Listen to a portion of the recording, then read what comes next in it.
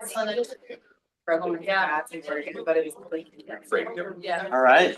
Well, welcome everyone to the November 17th, 2025 meeting of the Wolf Depredation Compensation and Financial Assistance Committee. Thank you all for joining us today. Especially thank you to our guests for joining us today and potential future committee members. We have a significant agenda today,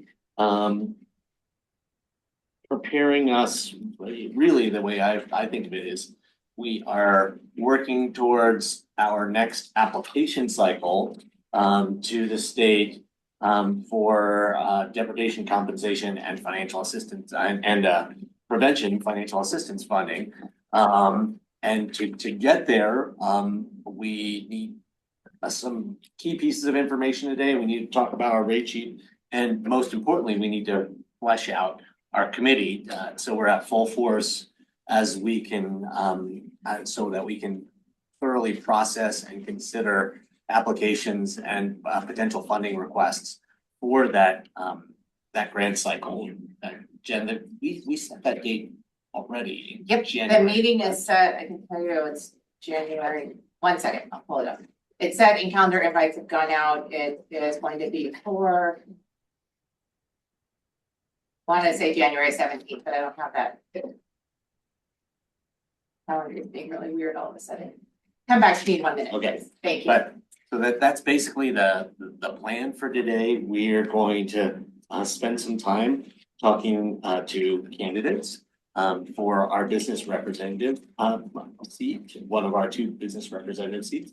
We're going to just review what's going on with the 2025 grant funds balance, where the funds have gone, what the status of those projects are.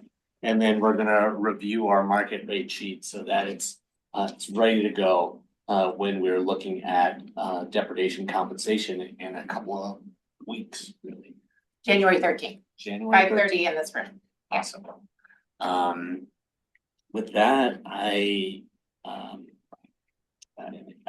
think we should go ahead and do a round of introductions around the table. Sally, would you like to start since this is your first time here in person? Well, as a committee member, and I think most of us have met you already, but it'd be great to just officially introduce yourself. Sure. Hey everyone, I'm Sally. I am really excited to be on the committee, and thanks for all the work that you've done today. I'm the director of Think Wild, and I've been in Central Oregon for around 6 years, in Oregon for about 9 years. Yeah. And for those who pretty much everybody on the committee knows, but for the broader audience and the general public, Sally is joining the committee in one of the essentially supporters of coexistence with wolves and wolf conservation rule seats on the committee. Yes. Is that the right title for next? I can give you the official title, supporter, and let me just read it out loud so I don't get the incorrect. The official from the ODA website is supporter of wolf conservation and coexistence with wolves. Yeah, most of the right words. Thanks for joining us, Sally. Thank you. My name is Emily Wagner. I'm with U.S. Fish and Wildlife, approaching 10 years with that job. I'm the wolf lead for our field office, and I am just an attendee / participant along with the other agency folks here. Hi everyone, my name is Zach Kendall. It's my first meeting here. I am with Oregon Department of Fish and Wildlife. I'm the assistant district wildlife bio for the Deschutes County. So essentially, Aaron's the wolf expert for the whole area, but I cover everything that's not a fish. So deal with a lot of things. What's the term? Master of none. So yeah, dabbled a lot, but yeah. Master of lots.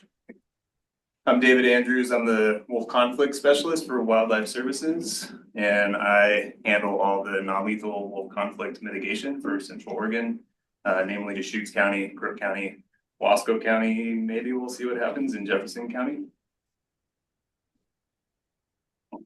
Excuse me, Scott Dugan, OSU Livestock Extension Agent for Deschutes, Jefferson, and Kirk counties and Warm Springs. I forgot to introduce myself. I'm Phil Chang, Deschutes County Commissioner. That's one of the kind of required slots on the committee, and currently I'm serving as the chair for the committee, but that position is available if other people are interested. I'm Aaron Bott, and I'm the wolf biologist for Oregon Department of Fish and Wildlife. And just attending this meeting tonight, I might have to duck out early, but here to help and support. I'm Ethan O'Brien. I am a rancher of sheep and cattle. So I'm on the board as the committee as a rancher. Seat, whatever the term is for that one, James. Livestock producer. There we go. I'm one of them. I'm Johnny Leeson. I'm one of the other livestock producers on the committee, and we raise beef cattle. Keith Papa, veterinarian in the county for a long time. And Steve, you hold the other business representatives. Yes. I'm Nick Leland, County Administrator, and aim to support Jen in her role as the lead staff. I'm Kim Patterson, Strategic Initiatives Manager for the county, but in this role, staff support for the committee. Let's go ahead and dive into the agenda for the day. Has anyone had a chance to review the minutes? And is anyone interested in making a motion to approve minutes from our past meeting? For a second. I'll second them. Was it Johnny who made the motion? Yes. Okay. Right, it's been moved and seconded. All those in favor? Aye. Any opposed or abstaining? Ally, you want to abstain if you? I was not there, so. Right, so, stay. okay. So, one abstention. Motion passes. We can move on to, item 3, the main event. Getting to meet and speak with our candidates for the other, business representative seat on the committee. Jen, do you want to walk us through the process or say anything about? Sure, I can just tell you kind of the process that we outlined in the last meeting. So we had 10 applicants for the business representative position. We opened it up to everyone and everyone was asked to submit a statement of interest. Those statements of interest were emailed out to every one of the wolf committees, the official committee members. Each committee member then ranked the 10 positions, and then the top 4 lowest scoring were invited to come today to have about 15 minutes to talk. There's no formal questions. It's not a formal interview process. 3 of you committee members have done this before for when we brought Steve Papa and Gordon Jones on. We did the kind of the same process. Come up to the table. You can engage with them on any questions you may have and let them usually give an intro on their background and who they are. And then after all 4 have come up, and I've just listed them in alphabetical order, so we'll pull them up in alphabetical order, first name. After that, at the end, after this meeting, I will send an email out to just the committee members, asking again then for your rankings 1 through 4, and the one with the lowest scoring will then be invited to join the Wolf Committee, pending approval by the Board of County Commissioners. As you know, all of our seats are confirmed by our Board of County Commissioners, but typically in the past they have accepted the recommendation on behalf of the committee members. Any questions on that process? I think everyone here has very recently sat through interviews or been interviewed, so you're a little familiar with kind of how those questions go, but it's an informal process. I build it more as a meet and greet versus an interview process, but feel free to ask any questions as you see fit. And we have all 4 of our candidates here. Just due to space size, we would have asked them to join the table, but due to space size, we didn't have it. So we'll just ask them to come up to the table one by one, so they can sit at the table and discuss with anyone here at the table. I'll turn it back over to you. Well, the one other thing I'll say about this is, while we have, we only have one official seat to fill on the committee. As everyone can see, there's a lot of folks who are not official committee members who join us on a regular basis, and contribute a lot to the committee. We run pretty informal here. Committee members aren't the only people who get to talk during the meetings. We value the input of whoever's in the room, because if you're in the room, you're probably, you have a strong interest in this topic, and you probably have some kind of information or insight or perspective to offer on it. So just so everyone knows, everyone is welcome to participate informally or formally, as a committee member, and welcome to all of you. And I think let's go ahead and bring up the first in alphabet person. Amy, you want to join us?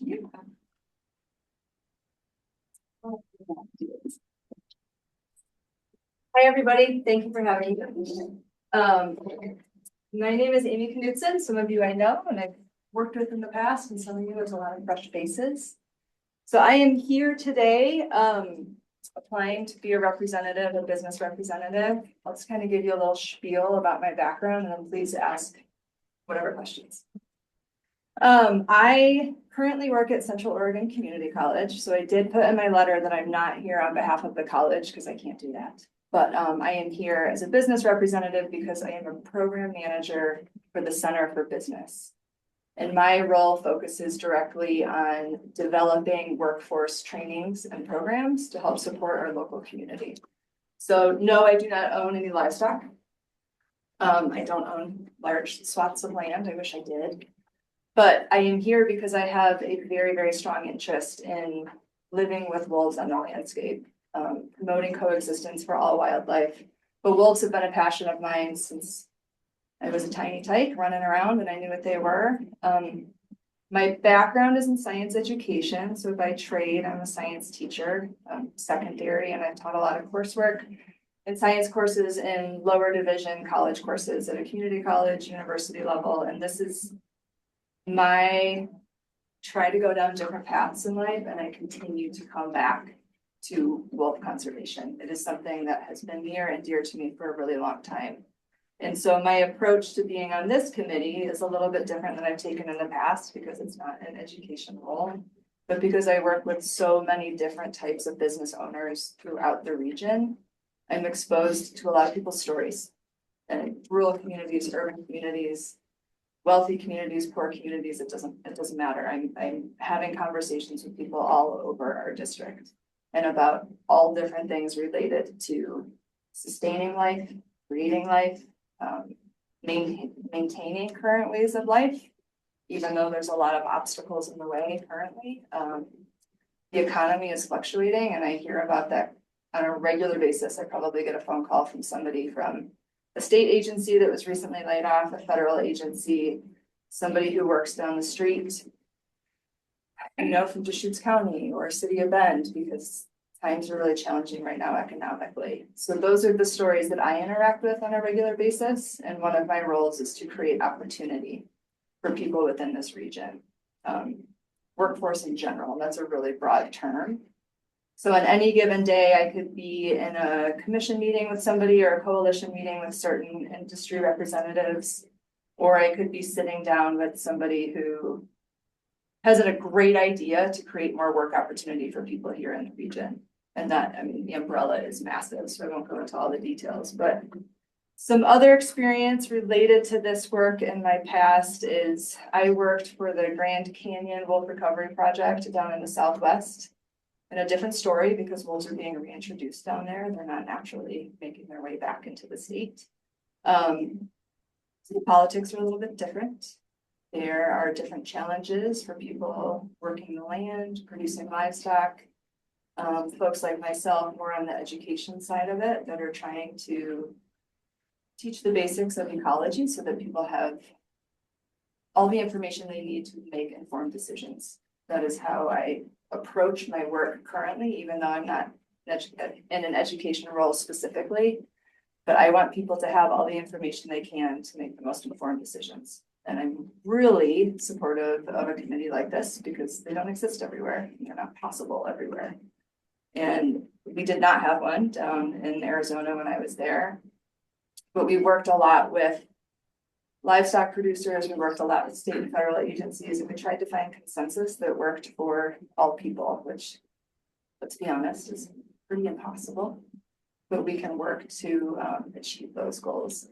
So that is what I did in that role. I was a volunteer for many years. I was a paid staff member for a long time. I did a lot of public presentations, just again, trying to educate the public on conflicts, challenges, different achievements, because those things don't always get celebrated. So I think that's something that is always good to acknowledge, is that hard work does pay off and collaboration is key. And if we don't have open communication and conversation, then we're probably not going to get back past most hurdles in a community setting. So a little bit about my background. I can go into more detail if you would like, but I'll pause for a moment. If anybody has questions specifically about anything I just stated, happy to share more stories. I want to steal the floor the whole time. Your current position working, are you working more from a workforce or from business owners? We have, so the Small Business Development Center is within my department as well. So there are times that I will work individually with business owners who have ideas of expansion. But I am not an advisor in that department. My role is very much tied to workforce development. So training, yeah. But I work a lot with industry partners. So it could be anywhere from, let's see, there's so many random details. Like pesticide application through ODA to working with the bioscience industry in the community, and trying to provide opportunity for not only keeping and retaining current staff, but providing opportunity for expansion. Or it could be a company that's really struggling to hire certain types of candidates where, they're looking for individual skill sets. So they will come to my department and say, okay, can you build this training based off of the needs of this specific industry? So it's pretty broad. And I'll be really honest about that, is it's not, I don't necessarily work with livestock producers on a regular basis in that role, but another thing that I've done is, as a volunteer with Think Wild, I've done a couple of wolf presentations to the community just to try to raise more awareness as a volunteer and somebody who's been involved in the education side of it before. And that does not have anything to do with my role at COCC, but I do give presentations at the college as well when we have faculty and staff trainings, and they're looking for individuals to share their knowledge. So Why don't you teach some to catch pigs? Say it again. Teach some to catch pigs. Wait, let's talk. Let's see. Maybe we can come up with the training for that. I could picture the world's coming together in a program to train and recruit range riders. Oh, yes. That's a real workforce need in this around this team. Yeah. I do teach part-time for our forestry department when there's a need. So I am very much connected to the natural resources and wildlife folks at our college. We have lots of conversations about trainings that the college could put on to support local industry in this sector. But it's depends on the need that day, what our leadership is willing to support and where the funding may be coming from. But the conversations happen often, at least in my world, of how to support natural resource management more from the college's viewpoint, but it really just depends on where funding comes from. I got a question about your time in the Grand Canyon region. Mhm. When you left, what was the situation in the wolves and the conflicts and all that stuff? It sounds like there wasn't any committee there, where there was compensation or anything like that. What was the status when you?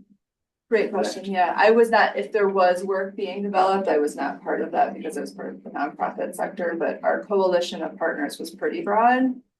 And we did work quite a bit with state and federal agencies, but it was pretty hostile. Like there's a lot to still discuss and not even see eye to eye on, but just the communication was not there. And this was a couple of years ago. I'm still tied to it. Kind of on the outskirts, but it was really hard to get anything accomplished, honestly. Was there a formal kind of bringing your minds together, or was it all very informal? There was, at least on the community organization side, like we probably had maybe 10 different entities that would come together twice a month to discuss policies that we could support, or policies that we wanted to educate the public on more so they knew what was happening. You know, and a little bit different just in terms of the politics, because all of the wolves are still protected under the ESA. So there was a lot that we were not privy to by being a nonprofit or a community-based org. But when we did have the opportunity to interact with state and federal officials, we would absolutely take that chance. We worked a lot with the National Park Service. So Grand Canyon was very supportive of wolves re-entering the park boundary naturally, but federally, as soon as they wandered outside of their boundary region, they were usually, sometimes I'd give them a couple weeks, a couple months to kind of see what their behaviors would be and what their pattern would be. But most of the time, those wolves are scooped up and brought either back into captivity for breeding purposes, or they're put back into the Blue Range recovery zone. So there's a lot of information that we were not privy to just because we were not state or federal officials. So when there was opportunity to connect and have conversation, we were always pretty much begging for a seat at the table. And somebody from our coalition usually had a voice at the table at some point. But did I answer your question all the way? Yeah. It sounds like it was a bit of a mess. It was. It's gotten a little messier, but I think there's some longevity. There's more than there was when I was heavily involved. It sounds like the seat at the table was between you and your nonprofits and more the governmental side. Wasn't any kind of ranches involved in that? There definitely were, yeah. Yep, and we, my nonprofit did not, we were not the only ones to work directly with producers, but it really, it was like very unique to the relationship, which I respected absolutely, because you need to have a lot of trust in those conversations. And if one of our coalition partners had more of a, I don't know, formal relationship with the producer, it was a little bit easier for them to continue that conversation, and then we supported as we could. But I learned a lot. Yeah, it was a really good experience. Yeah. But the Grand Canyon was a huge player in it. And there's lots of habitat for Mexican wolves to roam freely in that space. But I think to get another agency involved, it was just another layer that just took a really long time. Yeah, and they still have not, wandered there yet on their own, but we'll see what happens. Are you tracking time? Yeah, we're about time. Apparently he's tracking better than I am. One last question. 5:45 to 6. I mean, if I could just ask one follow-up question. Yeah, So, please. just to double check, and a lot of the root of the conflicts there, or were they around livestock depredation? Is that? Yes, yep. And I mean, I would say poaching was number one. That was the biggest topic that we spent a lot of our time on. But depredation, absolutely. So we would work with volunteers and get people on the ground when livestock owners were willing to have volunteers on the ground. And I know that's a complex situation as well, but we would have volunteers that would be at the ready to help kind of haze the wolves and push them in another direction. So a lot of what's being done up here, I saw similar infrastructure down there, but on a smaller scale, just I don't know all the reasons why, except it's just really challenging. But there was a lot of community support, and I did work with a lot of business owners in my previous roles working for the nonprofit. I was charged with getting business owners to sign on letters of support so that we could promote more acceptance.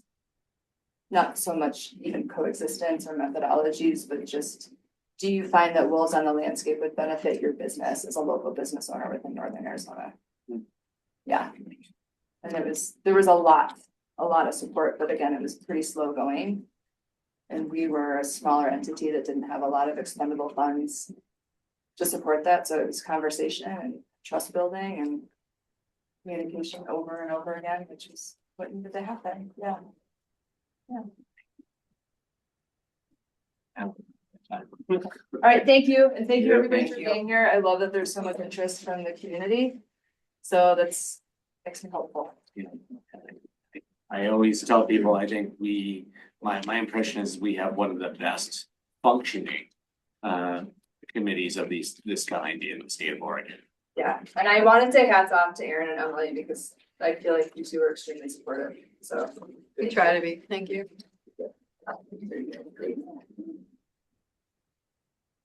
Hi, I'm Karen Swanner.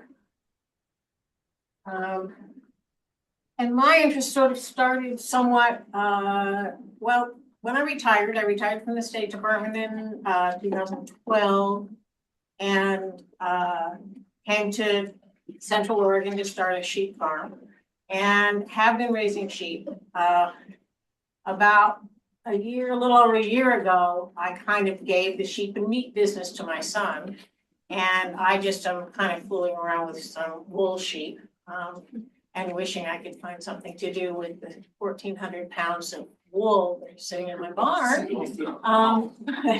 So why I'm, breeding more wool sheep. But my interest is really not as much as a producer, since I'm not really producing anymore, but it has gotten me really interested in the potential conflicts. It's not really probably going to affect our property. We are pretty much tucked in the middle of other places, and we're on 70 acres, and we bring our sheep in at night. We're more interested, more concerned about coyotes and cats. But I have had livestock guardian dogs since I started with sheep, and I am interested in the development of better processes for integrating wolves into our community. My interactions with the public are mostly through the fact that I ride a lot. And so through riding, I meet a real cross section. People who've moved here who tend to be, wolf promoters, and a lot of people who are from a more basic background and really don't see any function in having wolves. And I'm really interested in how the county proceeds with integrating wolves and creating an awareness in the public that this is something we can do. I have watched with alarm as it's all kind of fallen apart in the Sierra Valley of California, and how they have really lost the story. There is so much kind of fear and drama, and I'm also, to be honest, very interested in the interaction between introducing wolves and the health and size of our natural, sort of the natural prey for the wolves, specifically, of course, elk and deer. And I can foresee that there are going to be some conflicts there as we have some competitors with hunting. And so my interest is primarily just, I find it a really interesting set of problems. And I come at it certainly with the experience of somebody who's had livestock, but who's also committed to the end goals of reintroduction with as little tension as possible. I do have a background in animal science. way back in the day, which is how I kind of got this idea that I wanted to be a sheep farmer. But then I took a little bit of a sidetrack to work for international development and the State Department for a few decades, which is how I could buy property in Deschutes County. So do you have any questions?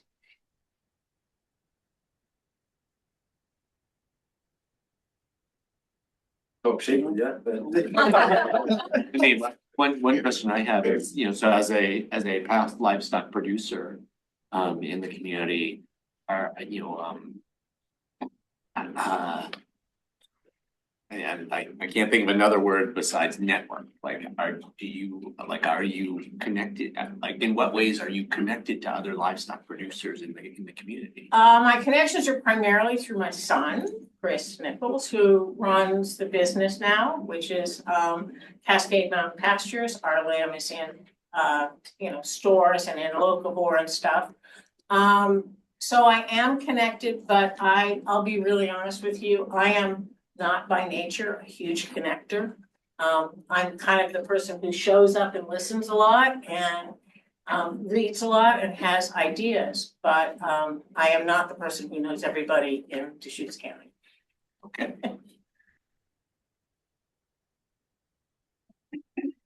Any other questions?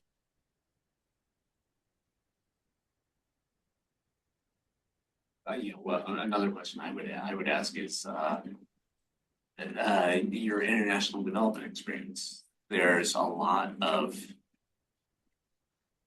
to do that work well, you need to understand the community settings that you're working in. And what do you picture bringing from that experience to the stuff that we're working on around this table? I think the most important things that I learned in doing international development, and they also were very important in my kind of career as a diplomat later, is number one, listening, trying to figure out what is someone really saying? What are the core interests? And then trying to figure out if the conflicts can be kind of disentangled. And trying to find the kind of most objective core of them, because there's a lot of, for instance, in doing international development, there's a lot of tradition. People want to do things the way they've always done them. It's very easy to say, oh, well, we have a new way to do it. But in fact, most of what they're doing has a real basis in the environment in which they're working.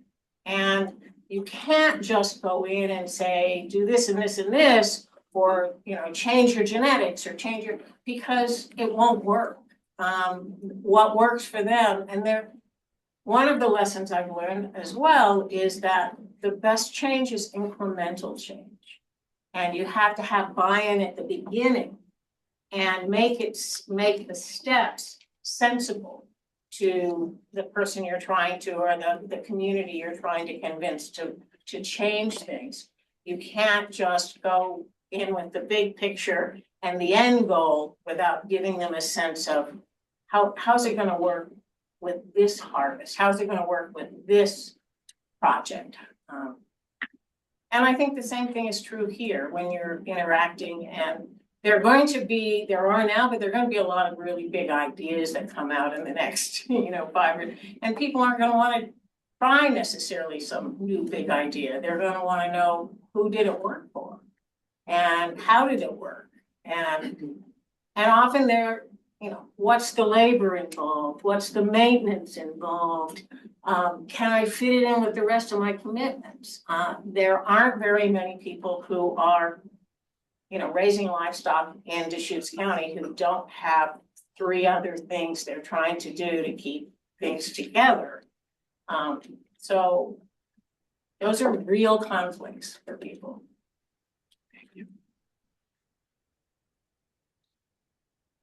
Okay, thanks. Thank you. Thank you.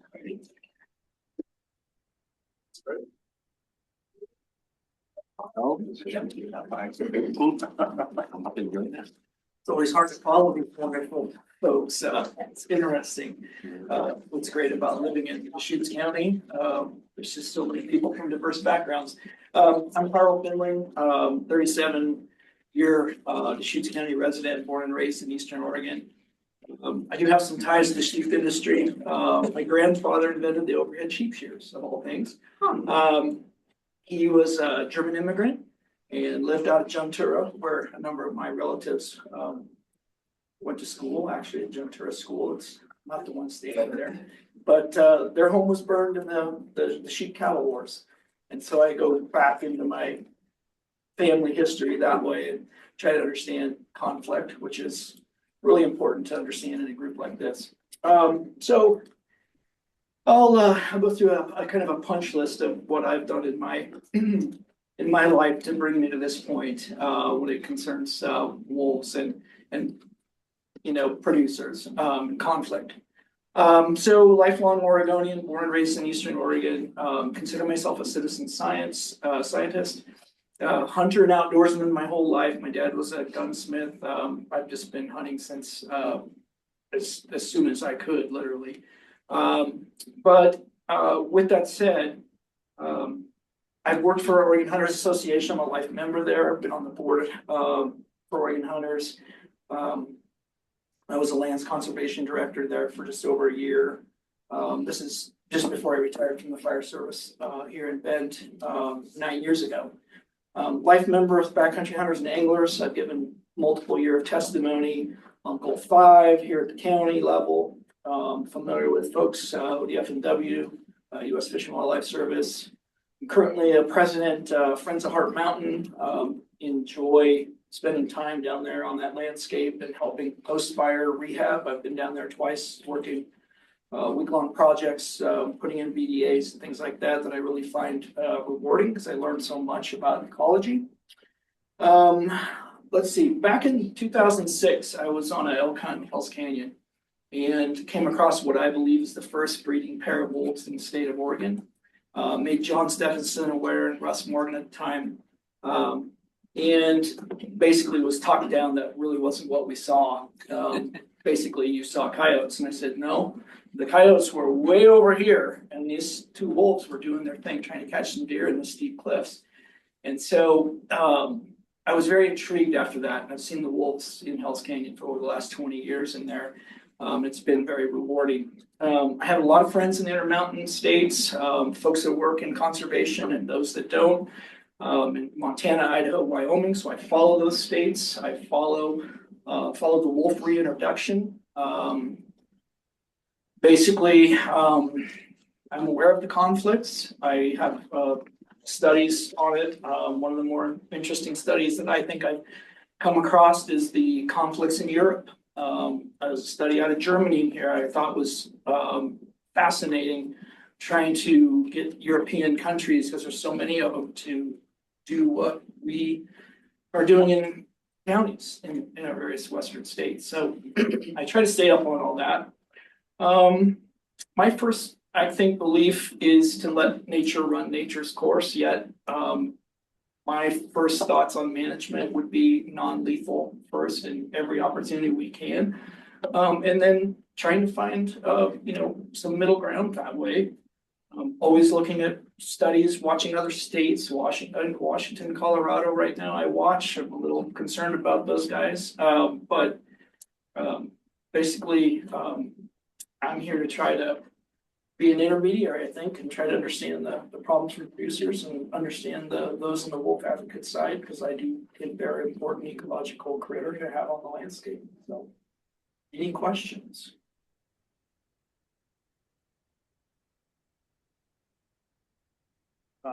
You're retired now, you were with the county. I was with Ben Fire, yeah. And fire. I was here 28 years, retired 9 years ago. We have to the top. I'm a small business owner. I have a business started out on the hunting side of things, Oregon Packwords, and then it's morphed, and it morphed even more so during COVID. We build things for industry. I help design things for industry. So wind energy sector, aviation maintenance. We produce products for the F-35 project. just kind of across the board niches you never even know exist out there. Nitrogen maintenance for wind energy. Nobody knows that nitrogen is utilized in the blades and this, that, and the other. Same with aircraft maintenance. And so I've learned more about nitrogen in the last 12, 15 years than I ever knew I would learn about nitrogen. But anyway, that's just a little bit about myself. I manage that business from my home. Yeah, any questions or? And the hunting pack company, that's the connection to hunting and wildlife and you know, it's. In public lands, yeah, Commissioner Chang, as Phil knows, we've had a number of opportunities to testify in front of the commission, Phil being one of those. On Gold 5 for backcountry hunters and anglers, again, working hand in hand with OHA, ODFW, and Emily's group, US Fish and Wildlife Service. I'm a promoter of Fish and Wildlife Service. I work with them down in the refuge at Heart Mountain. I just believe in coexistence of wildlife and try to promote as much as I can, human existence with wildlife. I'm the one posting signs all over it, slow down for deer out in Tumalo, because I've watched that herd do this over, time. And so, I pretty much just try to do my part where I can on the wildlife side of things. But you may think that a hunter, just wants to eliminate wolves, but I don't see that myself. And I tend to be the radical middle ground, I guess, of hunters. Never quite know sometimes what political party I belong to, because I think we're kind of stuck in the middle at times, and it's difficult to, present to either side your opinion sometimes. So, and I know being the middle ground isn't always the easiest to hang on to that, and be a strong voice, but I thought maybe that'd be the opportunity to do that here. So thanks for the opportunity to interview and interested to meet fine folks. And here Could I ask you one more question? Absolutely. So,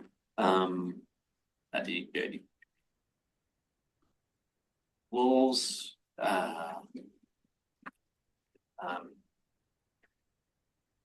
wolves are competition basically with hunters, and kind of the position you've staked out is the sharing, basically sharing the deer and elk with the wolves.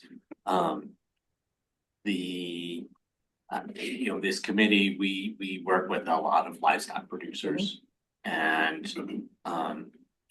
how do you think about how much we need to share, how much livestock producers need to share with the wolves or not share with the wolves, and kind of how do we make things right or good for the livestock producers? Well, as everyone here knows, I think that's the overarching question that's going to always be with producers and wolves. I just don't think there's always an easy line to tell a producer that we can live with wolves when they're out there losing 12 to a predator. And I also think that I've seen what's happened in various herds in central Idaho through Jim Akinson, who spent 21 years in central Idaho. But he also has a unique perspective on his time there working for the University of Idaho in predator research. It's tough to talk to my hunter friends sometimes, but not all of them. There are some that understand that ecological balance, and I think I just try to find some sort of coexistence if we can. Again, my management strategy would be to hunt them last if possible.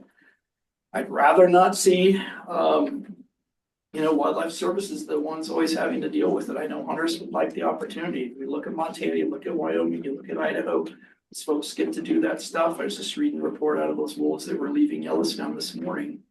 And they don't make it very far. And it's a little bit sad. So I kind of want to give those animals an opportunity. But then again, on the predator side or the producer side, I'd say most don't want those animals. So it's just not an easy conundrum to solve. And that's why I think trying to get in here and understand everyone's point of view is so important. Yeah. Any other question? Yeah, thanks you all. Yeah.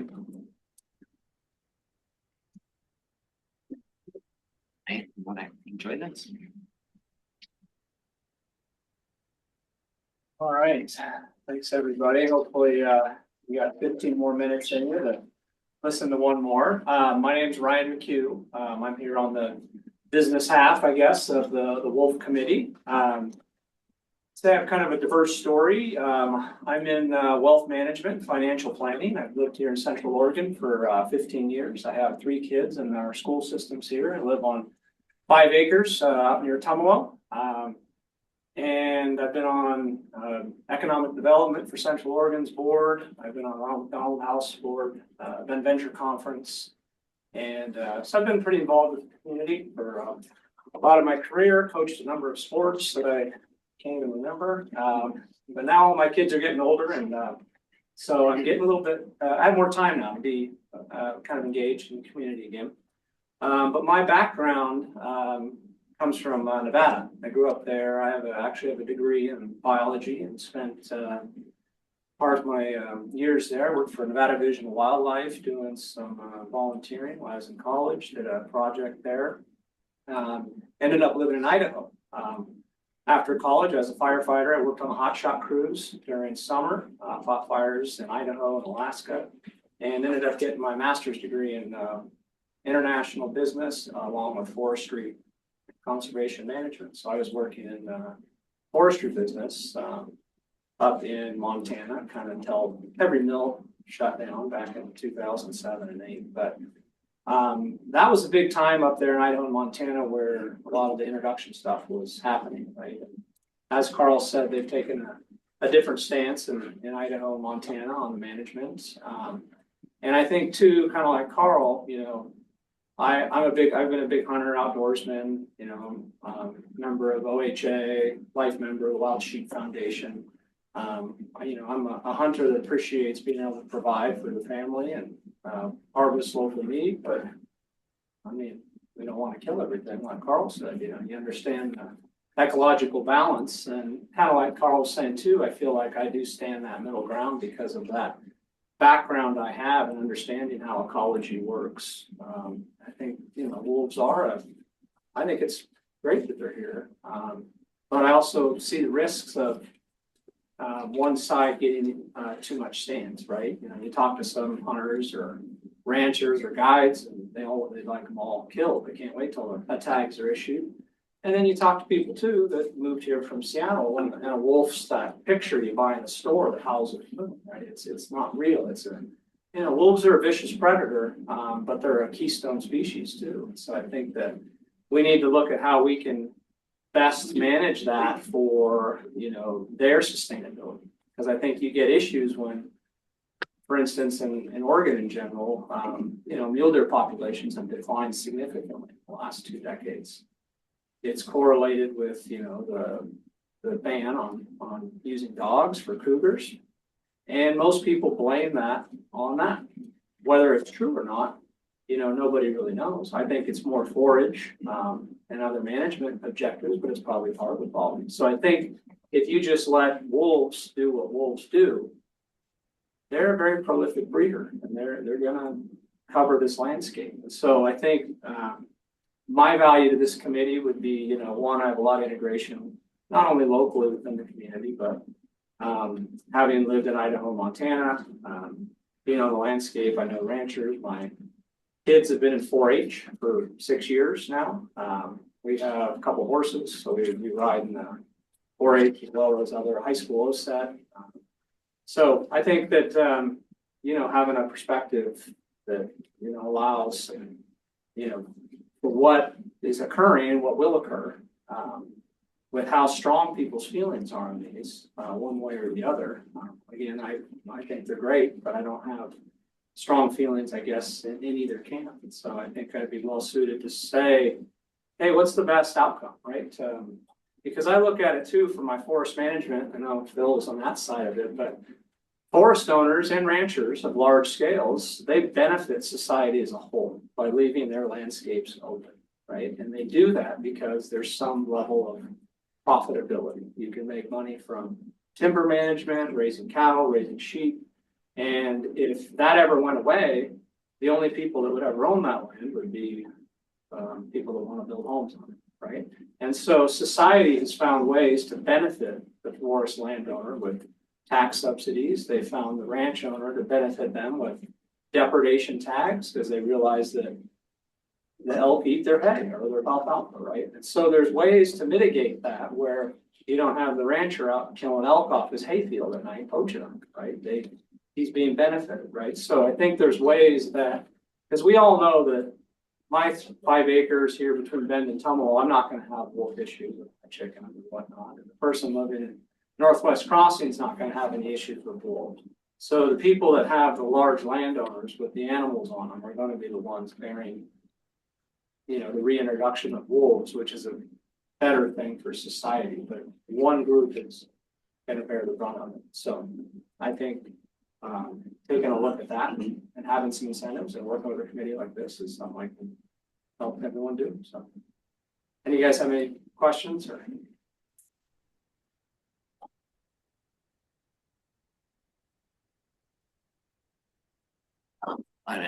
One question I have is, you know, kind of, you described your professional background, your business, your business and business experience. Do you intersect, you know, professionally with wildlife, agriculture, and, you know, any of those sectors? You know, or, I mean, you have a lot of, you clearly have a lot of like personal, you know, and life experience connections, but does this kind of connect in any way with your day-to-day job? Yeah, a little bit. I mean, I have some members of Central Oregon that are either clientele or direct affiliated people that is part of my day-to-day business. That's people with, it's not like rural Idaho or Montana where I live. The people that own ranches around here have a lot of money. And so they're the ones that typically have wealthy people not. They're not third, fourth generation farmers.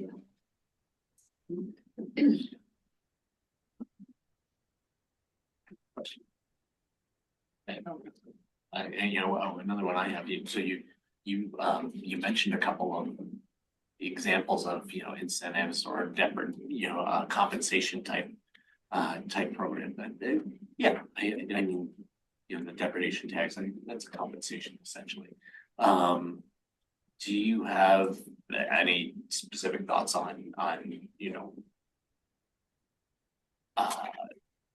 what's needed or what would help in these, you know, in this realm of wolf livestock depredation issues? Like in terms of, you know, new incentives or compensation or, you know, kind of how the existing program is working? Yeah, I think you're gonna have a tough time with the wolf barricades or deflectors and things like that. I mean, I think the best way is making sure a landowner knows that they're gonna be compensated. Right? The states or the county or the feds, however the money's being funneled, it's not their enemy, right? That if something happens, it's gonna be covered, right? And I think I don't think that's maybe the case, with how a lot of people feel. But I think that could be better presented. And then I think, you know, making that benefit realistic to the total compensation, right? You know, like when somebody gets in a car accident and has $10,000 in damages, well, they usually sue for $50,000, right? Because there's punitive and non-punitive. Well, when that cow gets eaten and it's run the whole herd through the fence, they broke the fences and there's calving issues and things like that, you have a non-direct problem as well, right? And so if you just compensate somebody $1,500 for that one cow, that may not be the full realm of what they're incurring on their side. So I think looking at it holistically might be a better approach. For those of you who stick around for the rest of the meeting, you'll hear us talking about that very issue later on. Thanks. Are there other questions? All right, thank you very much. Yeah. Just for next steps, a couple questions for the committee, then we can let everyone who came up here what the next steps are, and then you're free to stay for the rest of the meeting, or please feel free also to leave if you have other obligations.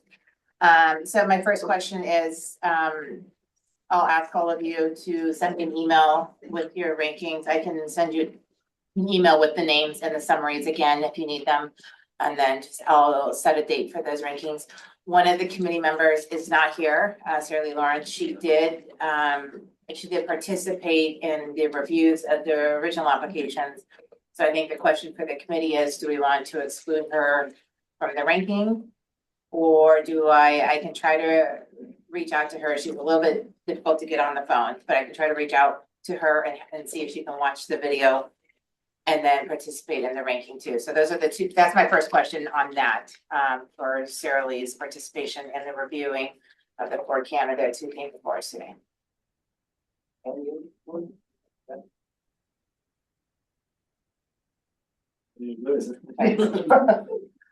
I don't think we'd have a formal motion on that. No.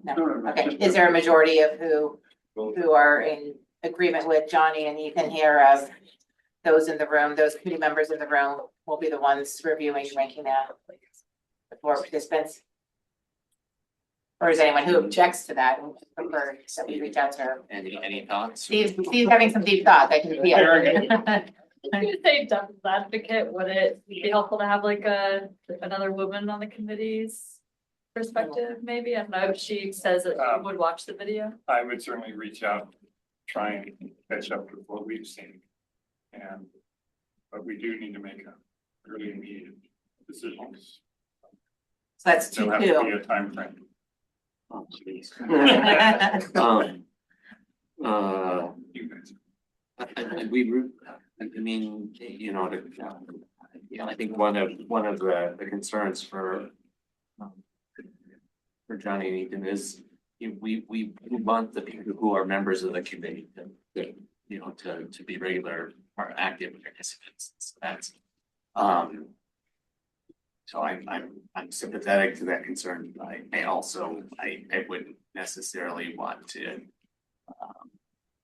you know, somebody who could basically be fully caught up by watching the video. I wouldn't want to exclude them from participating in the decision making.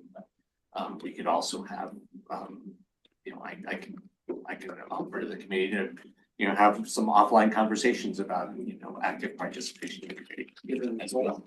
Yeah, that's, I don't care that much. Okay. It's like literally. So I'll reach out to her if I can get a hold of her.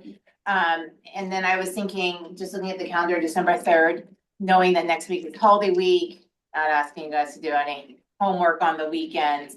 So if you could have the rankings back to me by December 3rd, then I can actually maybe I didn't think about needing to go before the board. So maybe December 1st and we can do it.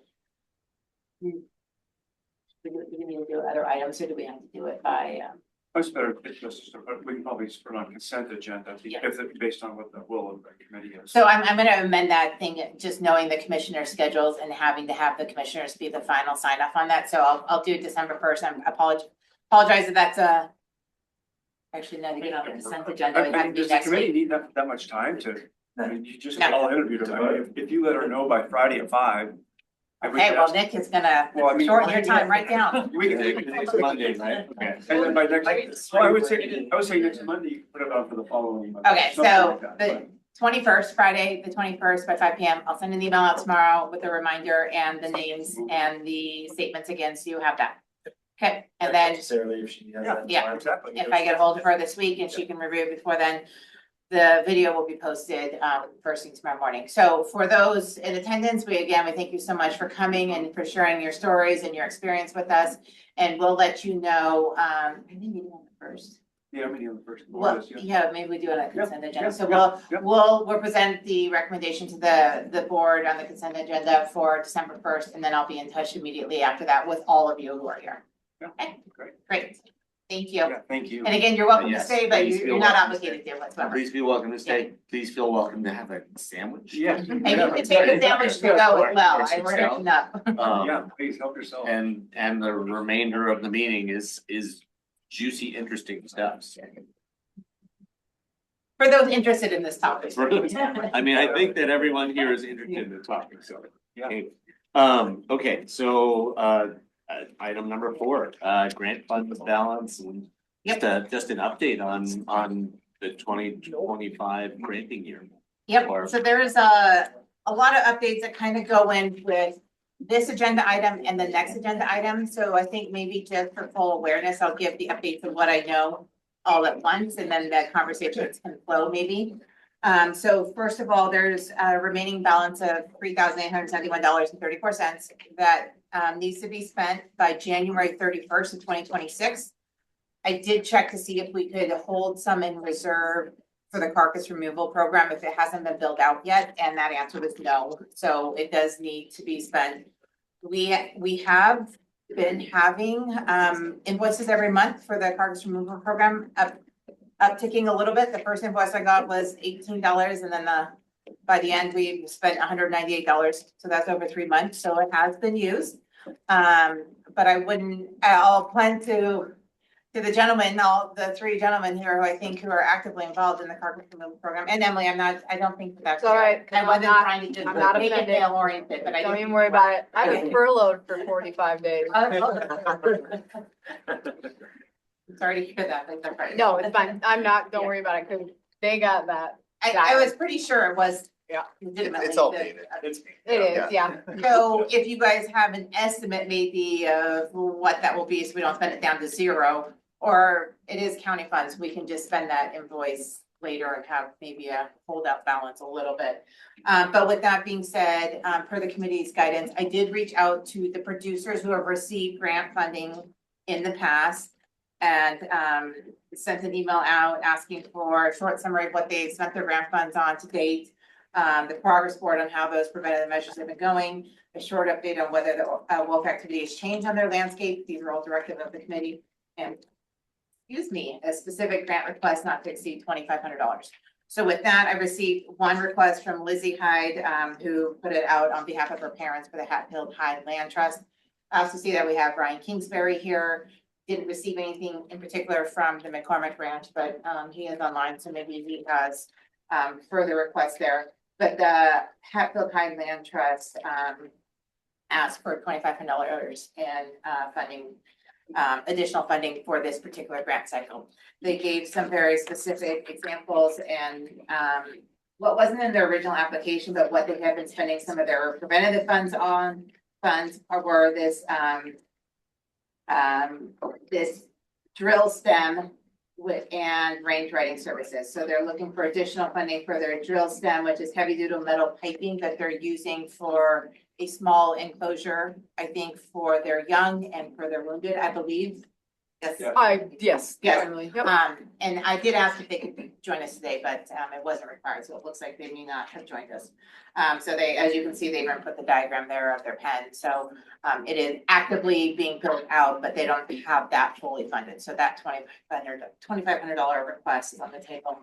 And then just for clarification, from something I've been hearing, and I think everyone's aware, but in order to receive any depredation funding, if you live in an area of known wolf activity, you must have preventative measures in place or not intentionally have non-preventative measures in place, if that makes sense.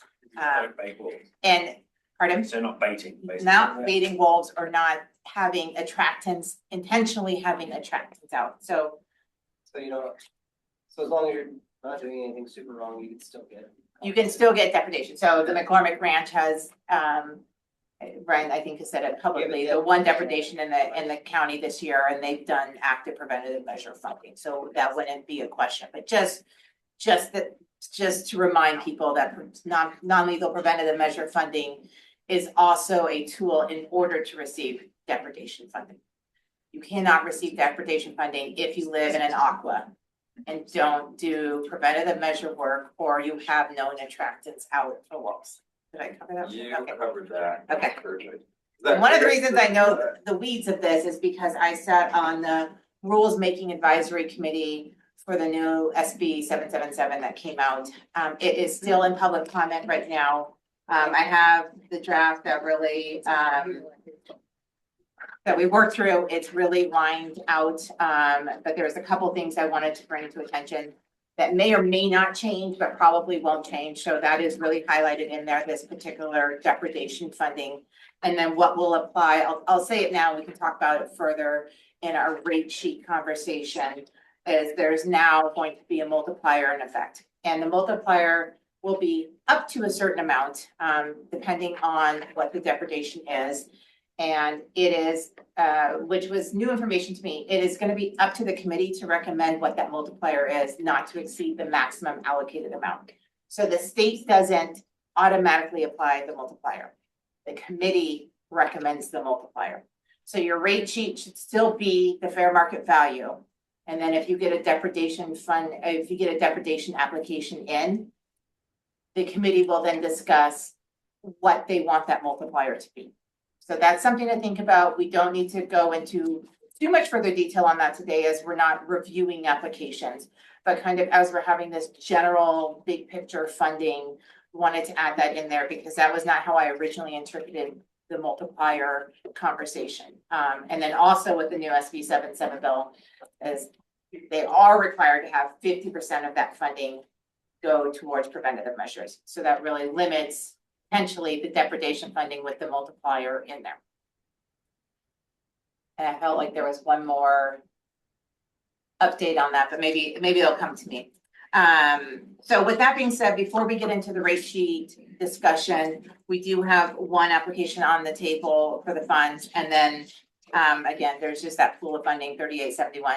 We will meet one more time, but it will be on January 13th and probably not enough time for me to get money out the door by the January 31st deadline. So basically, I got my other point. So basically this is use it or lose it time for the funding. With that being said, I've heard some interesting conversations. I'll tell you the facts that I know, and if anything else develops out of facts, I'll keep the group informed. But there's lots of rumors going around about funding. But what I know right now is there's $1.2 million in the biennium.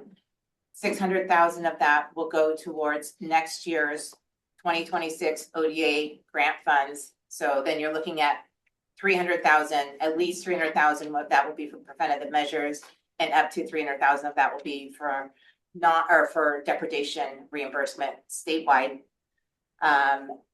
There is potentially another 100,000 that might come from the feds, but that hasn't come yet. So that's all state dollars.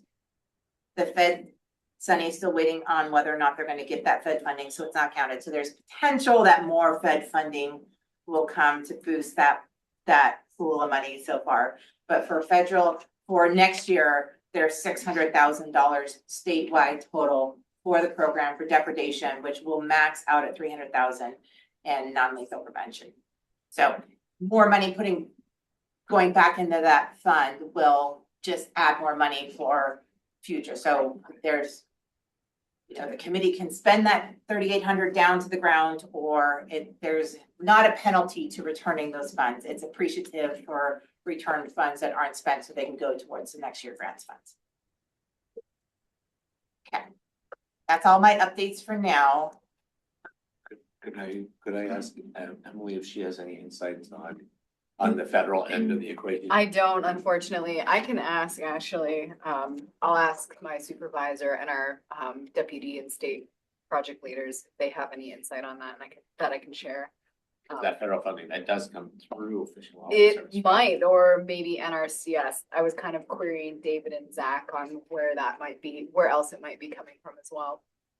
Federal funding the term is very nebulous. It's so. big. It could be anything. I didn't ask any specifically. We have a quarterly group that meets of people like me from all the different wolf committees throughout the state who meet, kind of just share information. And so our meeting just happened to be last Thursday, so I'm fresh off of some new information, but she didn't specifically say where the federal funding comes in. But I do know the 600,000 allocated for next year is, for right now, allocated for coming from the state next year. Now there's all sorts of emails flying around about state departments having to scale back their budgets and what that may mean or may not mean for this program and every other program within the state. But I think operationally, what is factual as of this moment is there's $600,000 in funding there for 2026 for the both depredation and compensation funding and preventative measure funding.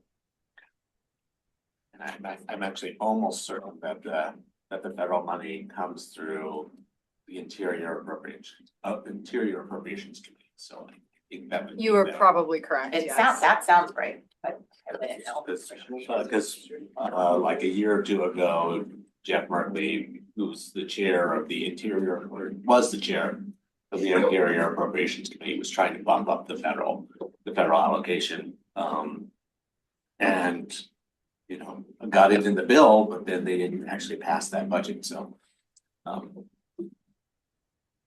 We're operating under a resolution right now, so. Yeah, but I can ask, I'll ask Yeah. our project leader if she has any idea. So, and we're gonna review any grant applications that have come in, we're gonna review those at the January 13th meeting, so there's information to share by then.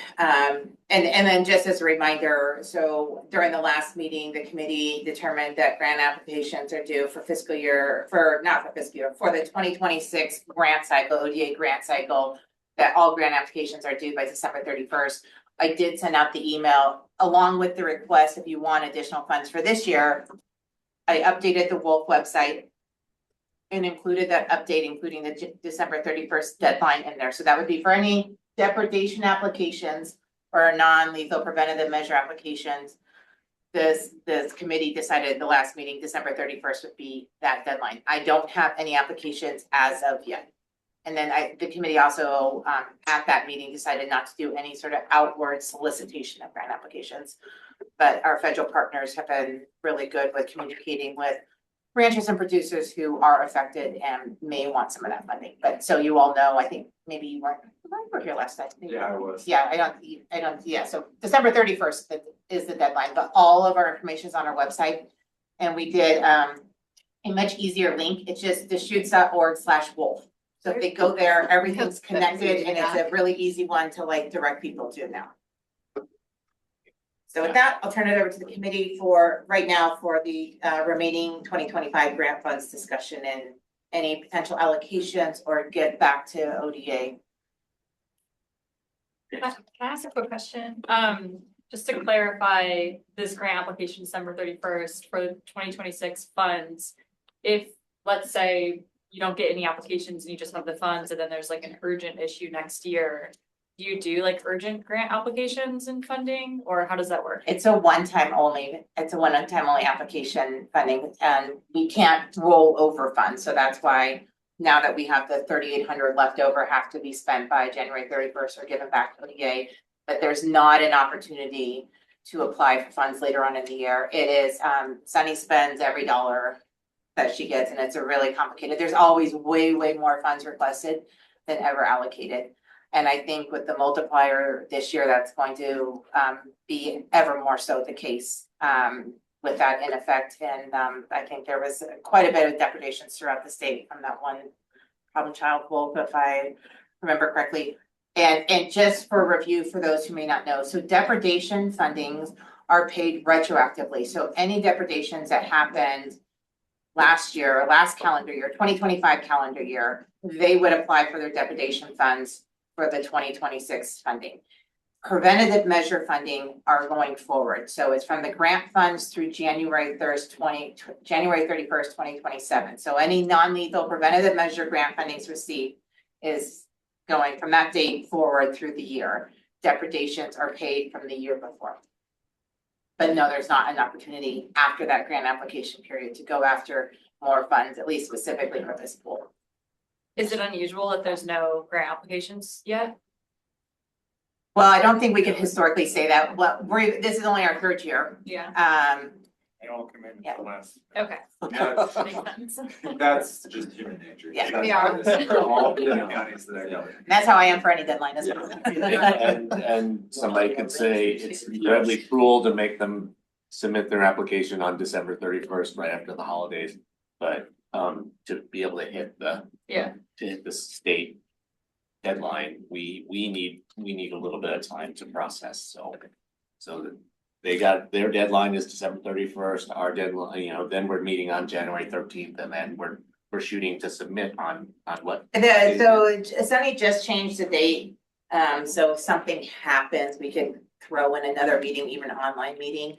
But she is now going to make the exact same date going forward, it's gonna be February 28th every year. But we typically, this committee has now gotten into the cycle after the first 18 months where we met more frequently, has now gotten into a fairly typical quarterly meeting cycle. That's not to say other meetings will pop up throughout the time, and it's not required that it's quarterly meetings, but kind of are at that point in the committee's life to meet quarterly. So the next quarterly meeting was January, and so the December 31st deadline allows time for me to pack up those applications, get them into the meeting packet, get them out to the committee members to review before the meeting. And then we also invite any of those applicants to come before the committee, strongly encourage them, but not require them to come before the committee to talk about their application process. Last year, for example, we had some situations come up, so we had the January meeting, and then we had a Zoom meeting in February before the final applications went in, so. But we also, the way our public government structure is set up are those grants, the grant application request does need to go before the board for approval to request those grants. So we build in some extra time for that, for staff to do that. The committee doesn't have to do that. Welcome to attend those board meetings, but typically I'd go before the board, which is one right here. 1 to 3. To request those, because it's just a formal process, yeah. All good questions. But yeah, for our new committee member, for our potential new committee members, that what Jen said, want to reemphasize when that application goes in, it's retrospective for depredations. So depredations that happened in 2025, but it is any preventative activity that we want to support in the year 2026 into, January 27, right? That has to be in this application that we submit on February 28th. So it's, we try within the committee, within the bigger network to make sure that people who are living in areas at high risk of depredation are aware of the preventative funding opportunity and are submitting something if they want to participate. Do you expect some, Aaron, this year, some applications? So we've had one confirmed depredation in Deschutes County in 2025 so far, and right now, knock on wood, our wolves are not in areas where I'm very concerned. Our pack, the Metolius pack up north, which we've historically had more conflicts with, were bumped, I think, due to the White Shoes fire that happened in August. We have seen them more on the forest, less on private land in recent months. But who the heck knows, not me, but I'm optimistic that, we've only got a month and a half left, so we'll have a quiet season. But the producer with the confirmed depredation is aware of. Yes, he's attending tonight. I think he's publicly stated that. Yeah, he has. Yeah, so. And Ryan, you're free to speak up at any point. You can see that you're attending. Yeah, I'm here if you need anything from me. Not required to speak, but definitely feel free to speak out. Good to see you, Ryan. Okay, so, all right, that was a lot of talking about the upcoming grant cycle, but we have some decisions to make about remaining 2025 funds. And I'm sorry, can you just rewind and refresh us on how much money do we have, that we. And it's in your packet, exactly how much has been spent and how much has been received. But there's $3,871.34 left in there. Potentially, we may get some more invoices. The solid waste the invoices come out about a month after. So the last one I received was the trip that you made in October. So I'm not sure if there's been any more since then, if we anticipate any more cargo. Maybe, David, why don't you just have the floor for a second, let us know if you expect any more Well, it's kind of hard to forecast, but yes, I would expect more for sure. I mean, that's a super important part of the whole lethal conflict mitigation is the carcass removal. And we're getting into the season where the weather is changing and we're gonna see just more deaths on a landscape that are not wolf related. So it should kick up, but it just depends on when the weather gets here. And as, just to add to that, as the ground starts to freeze too, and that's when people usually don't want to do the work to bury it themselves. So do you have, can you throw out an educated guess of $18 per carcass? We spent 190, where we've been billed out for $198 so far, the carcass removal. It's a brand new program. I do know that they're looking to, they're exploring options for a statewide carcass removal program. That hasn't been implemented. It won't be implemented before the end of January. So, but it does seem like word is getting out a little bit more through your guys' efforts. So is there an educated guess on funds you think the committee should hold back Just through the rest of the year here, through January 31st? through January 31st. We can be invoiced, so we get anything invoiced. If I pay it in February, but it's invoiced in January, that is within the realm of that. I just can't hold anticipated funds after that. And Jen, ask again, we can't front load this. We can't just buy 200 vouchers at the landfill. In Because it's all interfund transfers. It's all within the county. So I checked. I thought maybe we could, We but can buy a bunch of Fox lights, but we can't buy. So how is that gonna work? Since we have to give the money back, but you're gonna get billed after the money. so I would wait to, yeah, I would.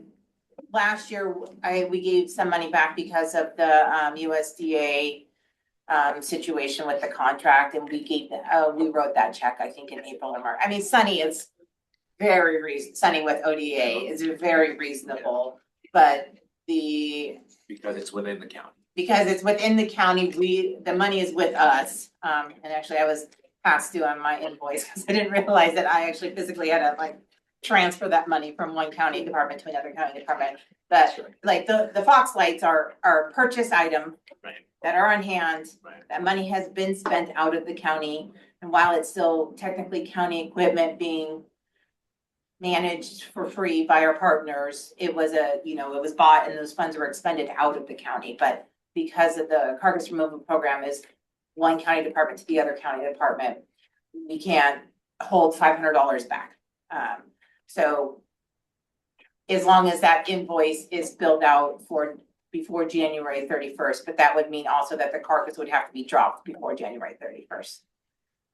And then we'll probably I'll have to just let solid waste know that if we're behind and we don't have any funds left, we'll have to wait till the April funds come in. They tend not to charge us interest since it's all our money. I would expect with calving in February and March for that to pick up. So something really to consider for the next meeting about how we want to fund or how much we want to fund that program or want to request to fund that I program. mean, with calving, David was just saying it's by pound, so that's nice because. Well, it's tough too, because you could have 3 calves that die and you bring them in, but then you have 4 or 5 full-size cows, and then all of a sudden the price goes up a fair amount, so. Oh, so it's not $18 per carcass. No. That's a minimum I take back my Yeah, statement, that's- yeah. Yeah, I forget what. Yeah, that's the breakdown minimum. is, but- It was just the first invoice I saw was $18, so I just thought they were Yeah. all. There's a couple others that are like Okay. 45, I think, or Okay. something for a larger animal, so. Would take an average and.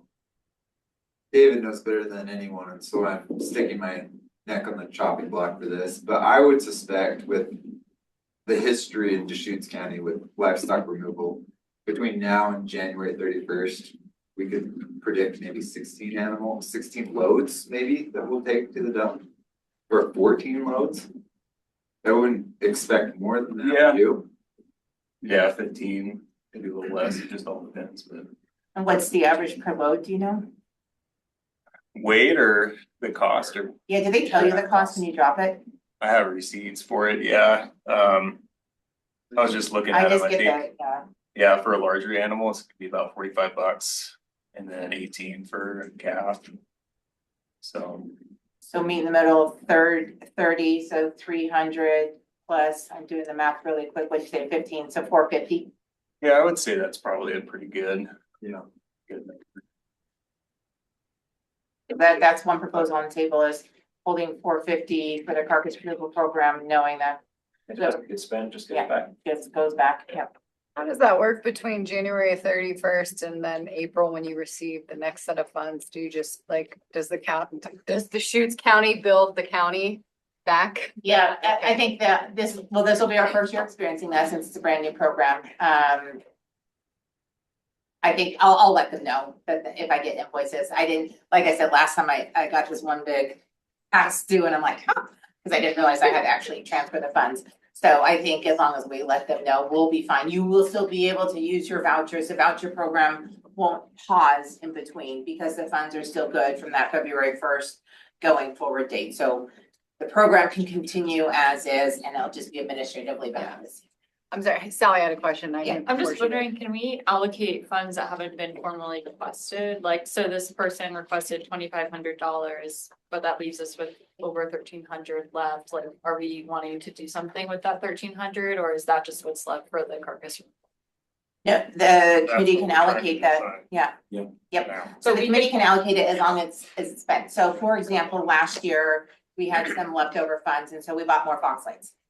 And we're able to purchase those before the end and our partner agencies manage those box lights for us when they go out and work with producers and livestock owners and use those as kind of a library and some of them get damaged or whatever and so we stock them in box lights. So we used some of our funds last year towards the end with just one more box light purchase. Okay. Yes, that if you can give the Hatfield High Land Trust more money than they requested, you could give it back to the state. Like it's up for you. The funds just have to be Give a little spent. bit more money to like all the prevention projects that we had this year. Okay, Like this program, it is, it is way more flexible than any other grant funding that I have ever worked with.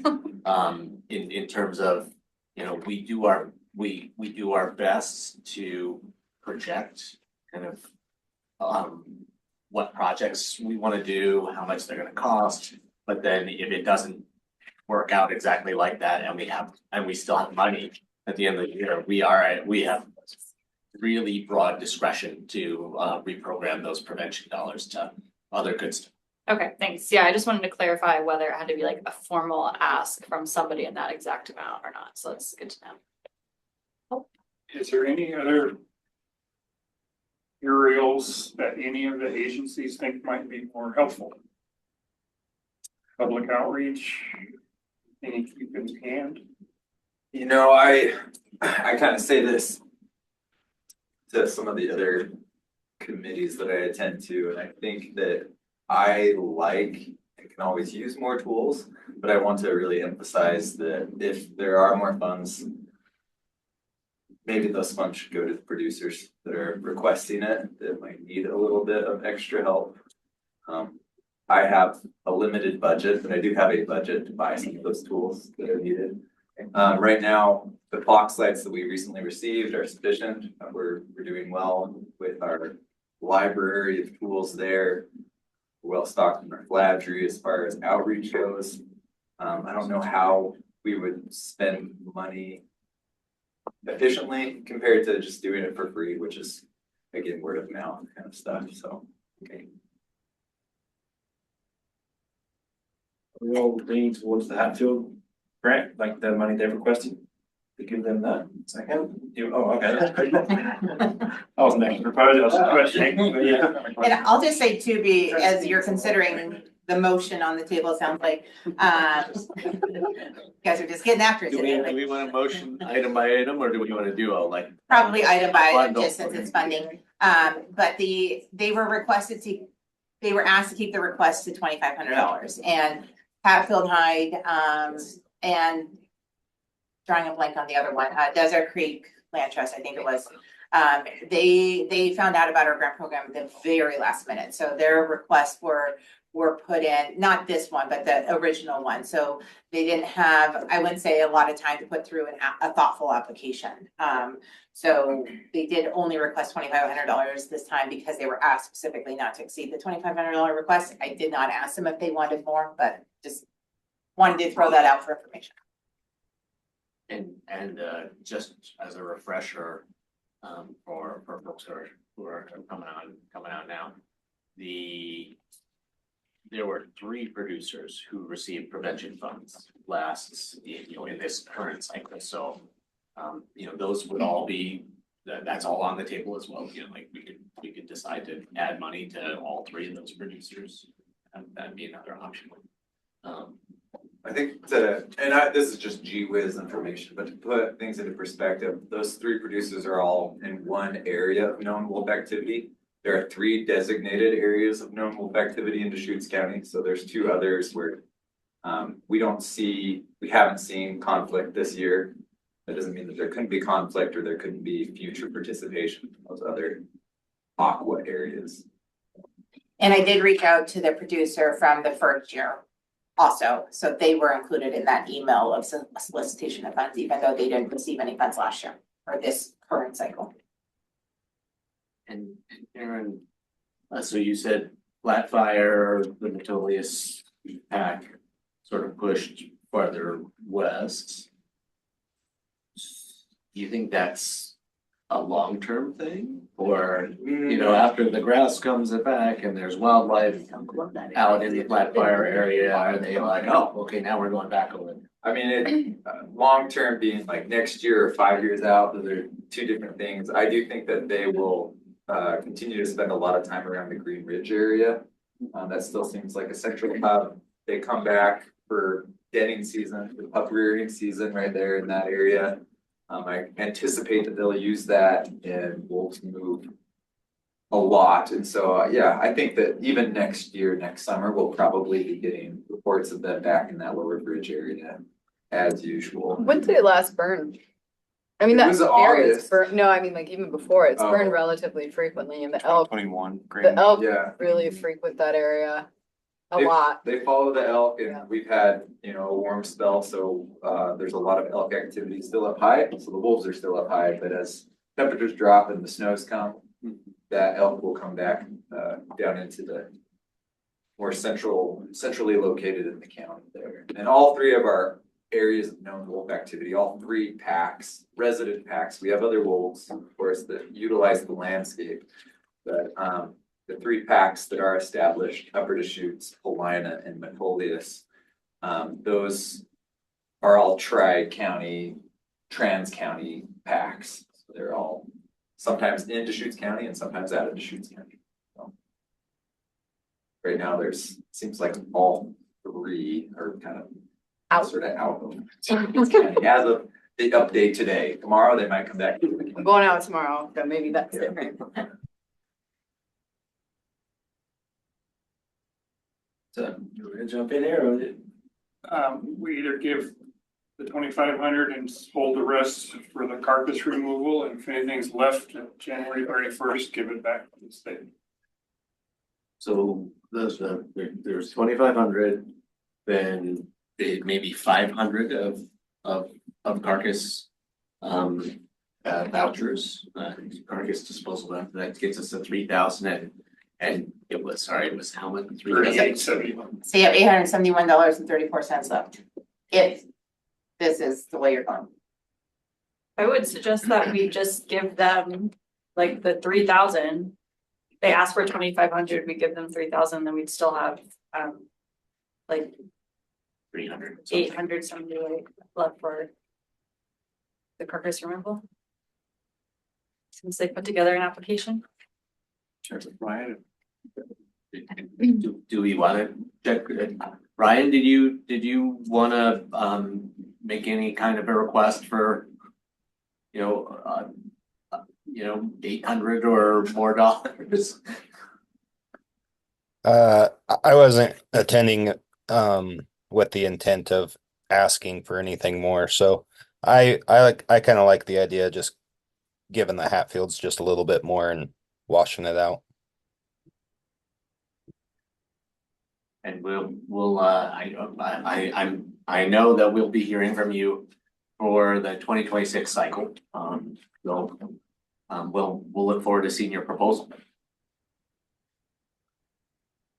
That sounds good. I wasn't necessarily planning on putting together anything for 26, but I guess we'll talk about it and see where we end up. Well, I mean, at least a depredation Oh. application. Yeah, for sure. We got the one that we need to get taken care of. And as long as there's wolf activity out there, kind of wolf activity of concern, I mean, that you are certainly eligible for prevention funding, so don't be bashful. So there was a proposal, we turned into a motion that Sally had of 3,000 for the Hatfield Highland Trust, holding the rest over 871 through 34 for the carcass removal program, and then returning any unused funds back to the state. So just reiterating the proposal that several people floated, but no official motion on the table. A second. So a motion and a second. Any Worried about the leftover for the carcass removal. If it really goes up, we run out of money. You think 870 might not be enough? I think the landfill costs are gonna go up. Can you give them an IOU? I mean, legitimately. Jen, you were saying that, conceivably we can come back in our 2026 cycle and Conceivably, because it's cover.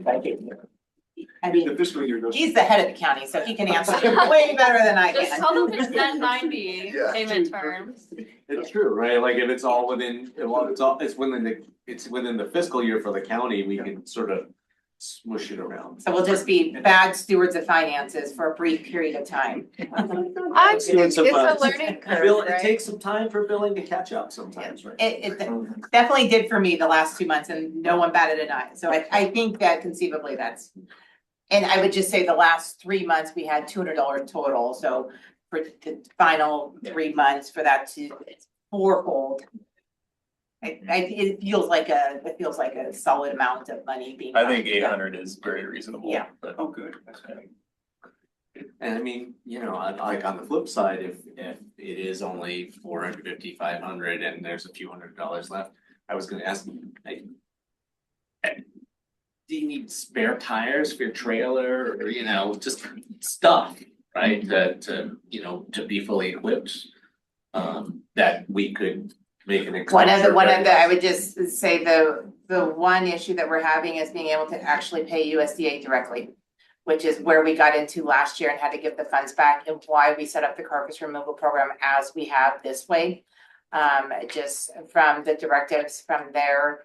So you pipe in if I say this wrong, but the way their finances are managed has changed since January of last year. And right now, there's not an avenue for us to be able to pay them, for them to intake any sort of grant funding to put towards programs. We could potentially, I think, maybe buy a tire if I like the box lights I buy off of Amazon, but. You buy the spare tire and We do go, make it available. something that Kirk County just did for their Ochoco District Office in Prineville is they allocated money for trail camera replacement and batteries. We go through an Batteries, insane oh my amount of gosh. batteries.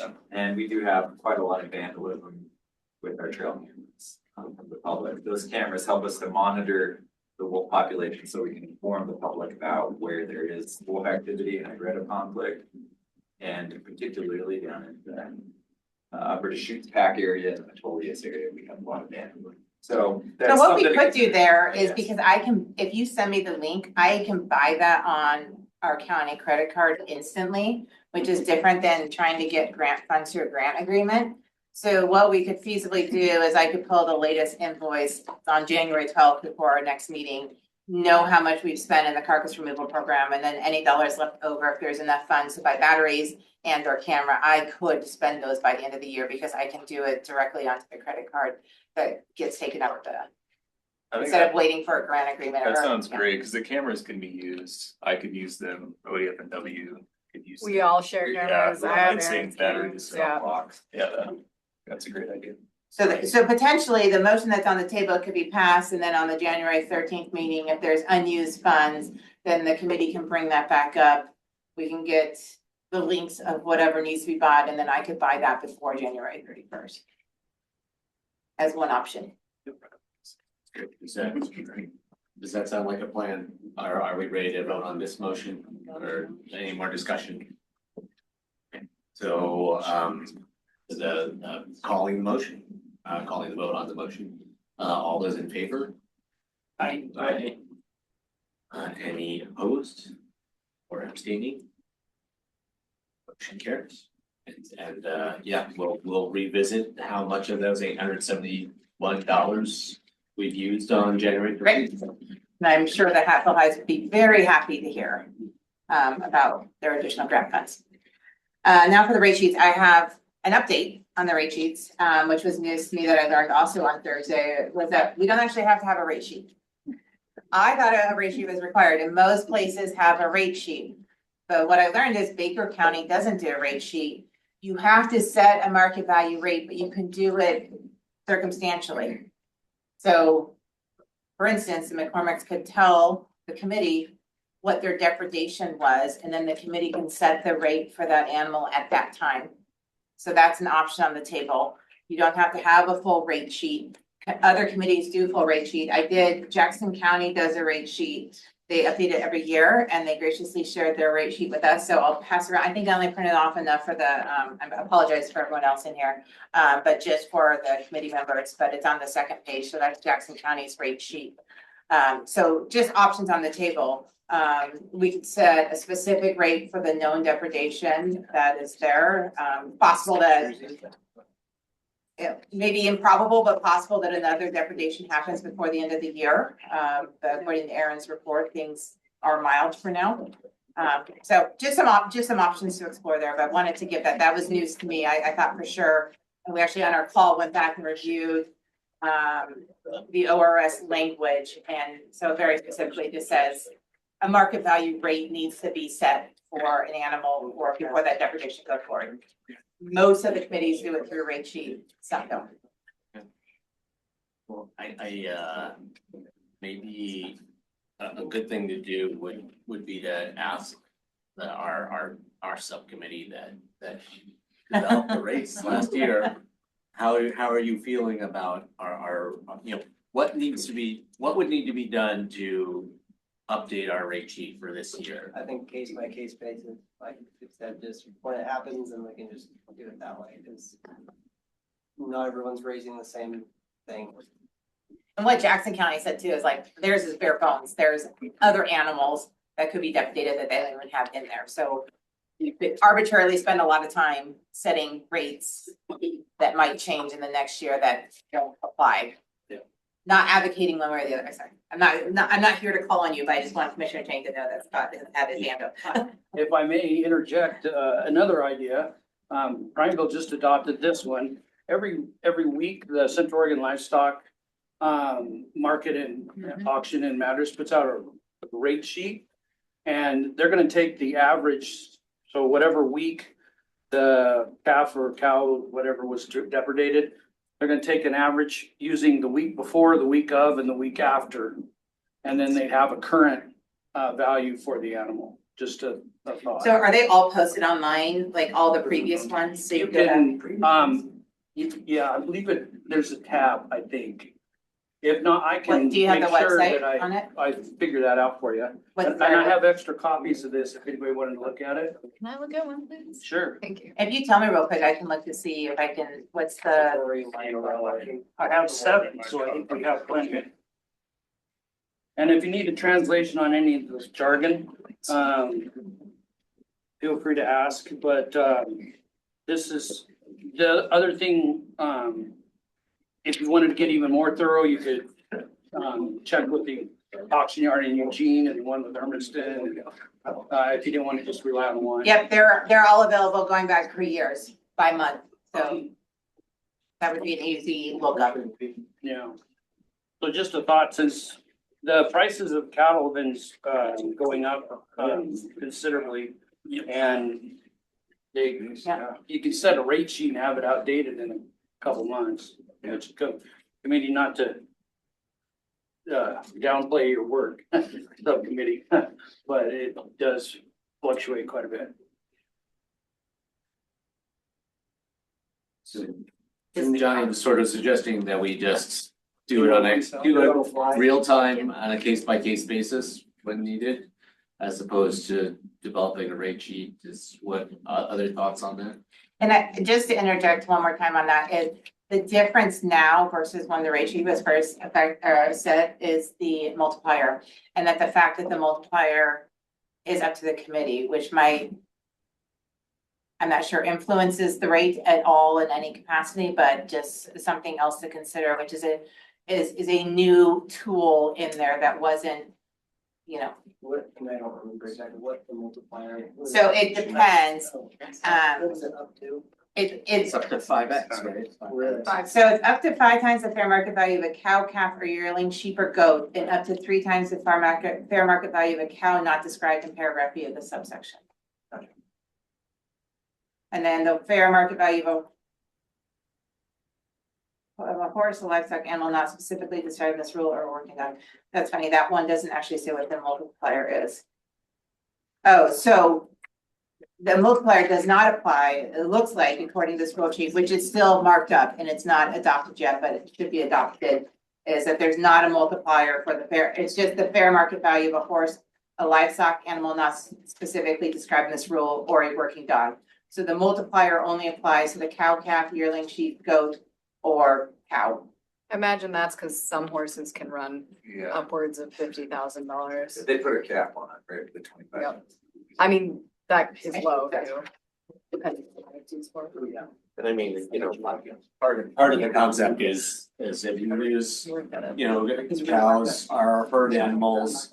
If one is killed, then like the stress on all the other animals. Oh, yes. Is kind of, that's what the multiplier is. Yeah, there's sublethal effects like weaning weight, conception rates, et cetera.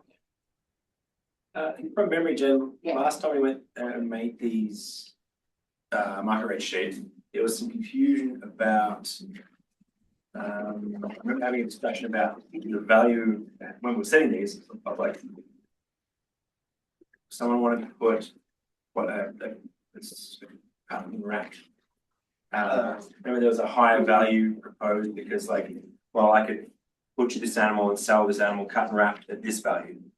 And it just added a lot of ambiguity. So I'm still in favor of setting a base price and then doing the multiplier. If we don't have a base price, then our multipliers, we can be completely pulling numbers out of thin air. I'd like to have something to base it on, even if that's, and I know we'll have a party discussion around it when the time comes, and if we're going with the at the time On on the fly. Yeah. In real time. In real time, yeah. So I'm not really worried about it, because I think we're all, reasonable people, not going to be making crazy prices, especially if there's a multiplier involved. I'm just like, wow, we can really spend a lot of money on a cow, you know what I mean? So I don't know, I'm just kind of leaning towards having a base price that is realistic, but I'm happy to do that at the time. Open discussion. And I mean, the data, the various pieces of information that the subcommittee brought together to produce the rate sheet. Will you need a whole bunch of time to collect data and then discuss it, or is it really simple, when we get together on the 13th, we just spend 10 minutes talking about what the rate is gonna be, and that's enough. We just put in there that we're gonna base it off the nearest livestock auction for the time that week of the death of the animal. Yeah, not far above what we're saying is reasonable. It just might be, but the archives there. So then you don't have to put any prices on, you can just go to Yeah. what it was that day and then. I'm fine with it. There was also a question.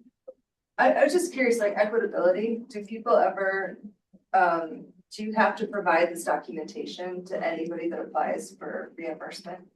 So could somebody come to the table and say, hey, why did my neighbor get more for the same breed of cow, same type of year, same time of year? It's a confirmed depredation by ODF and W, and those are very few and far between for our county. So that situation has not come up. Aaron might know because your region is so much bigger than just Deschutes County if that's come up. But I think most people who know when they apply for depredation is that it's up to each county to set that rate. And ODA would back that up. Yeah, there has been, I mean, that's kind of a heartburn. It's not ODFW's heartburn, but it is a heartburn among ODA counties of, okay, which counties are maybe hogging more funds perhaps by setting higher rates? Is it fair to the other counties? And trying to, there are some people, this was brought up in the Crook County meeting that Scott and I attended and David attended. Some producers are looking for more uniformity across the state and on leaving that up to the counties, but again, I'm not in that kitchen. I'm not. So I asked that question almost every time this comes up on the statewide call of having a statewide rate sheet, and they're just not gonna do it. This seems like a really consistent way to do it across the board. My opinion, right? Not trying to influence, but I can appreciate the desire for consistency from producers. And this truly is market value. Yeah. There's no arguing this. So. Yeah. I think last time, it's been a while. I thought last 2 years time. ago, yeah, I was gonna bring up 2 years ago, the producer who experienced the depredations. Basically said, well, I'm producing a specialty crop, like I'm raising this cattle through, these sustainable practices, and then I get a premium that I go to when I sell the meat, and use that as an argument to propose a higher or different rate, which I think is. Now we are. Yeah. Now we have the multiplier Yeah. too. So that puts more heat, going to Amy's question, on the committees, because I was up until recently, up until I was on this rules advisory committee, I was under the impression that the multiplier was gonna be decided at the state level. And the multiplier is decided at the county level, which puts a lot of pressure on the county committee members. Is that why Jackson County outlined pretty clearly their criteria for the multiplier? This is for compensation for missing livestock, but like the burden of proof is essentially on the producer in that aspect. So the person, my counterpart in Jackson is named Jackson. And he's been there for quite some time, and they do have, just in all the calls I've been on the last 2 years with them. Jackson County has been dealing with They have a lot going on down there, and so they have. for a long time. Yep, and they've had working dog questions, and so they've had a lot more complex issues to have to suss out, navigate is my word, in their wool committee. So my guess is probably that's from experience of what they've been dealing with over the past few years, and thankfully they have a really experienced staff person who's been heavily involved for quite a while there, named Jackson. What is that? Also, we have somebody named Wolf in one of our names. Okay, so if I'm tracking correctly, it sounds like you're just gonna wait until the January 13th meeting to determine the rate that we're going to apply to any depredation applications. And committee members should come prepared to do that, spend whatever time it takes to kind of like pick a rate, or look up the information that's necessary and determine if you want to change it. Yeah, I have one flag now that we say this, is last time for the applications for the depredation, they had the market rate to go off of when they applied. So the number that they applied for was very specific in the application. So in this case, we could do, so we know we have one confirmed depredation, so since it's new territory for us and this whole arbitrary, what multiplier are you gonna apply? It would be hard for them to put that argument in their application. Their application can be amended afterwards. I'm not too concerned about the number that they put in there, but I don't know what the depredation is. I could ask them to share what the depredation was and if you guys want to do that 3-month average, I could go and do that math and give it to them. But I guess the other question then is, do we want them to advocate for what they want their multiplier to be in the application as well? So it's a little ambiguous and it's not in here, but we went over extensively in this advisory committee, was like, the burden that depredation caused them and is something for the committee to consider when they consider the multiplier. But the state's not going to give much detail on how you suss that out. In the end, they're going to, you know, Sunny has the hardest job with the state, right? Because she gets all those applications with all the depredations and then has to figure out the allocations for those, knowing that everyone's using different rates and now knowing everyone's using different multipliers and what that means. But I think one of the things was the burden and the impact that depredation has had on that particular rancher producer is going to be something the committee has to weigh. So that's something to think about when you're asking for the application for the depredation funding. I would be concerned about like setting a precedent by just kind of saying, you know, out of the blue, set a market rate and or a multiplier and tell us why you think that's the case. I like that they have very like clear criteria here for what constitutes further compensation. So I think that would be something that we should probably adopt. You get one extra point if you have Yeah. to mention stuff up. You can design a rubric for that, for a multiplier. I don't know based on. That's all something you guys can all like flush out during that application. I mean, the January 13th meeting is just application review and recommendations. So it's not something that has to be decided here. And honestly, this has not been adopted yet. It's in the markup. They're still taking public comment on that. So there's still a chance this could change a little bit about how they apply it. I think that the actual rules of that multiplier and who it applies to are still going to be there, but there's a slight chance that it could change about how the committees make their recommendation on the multiplier. I would be surprised if that happens, but. So it's been signed into law?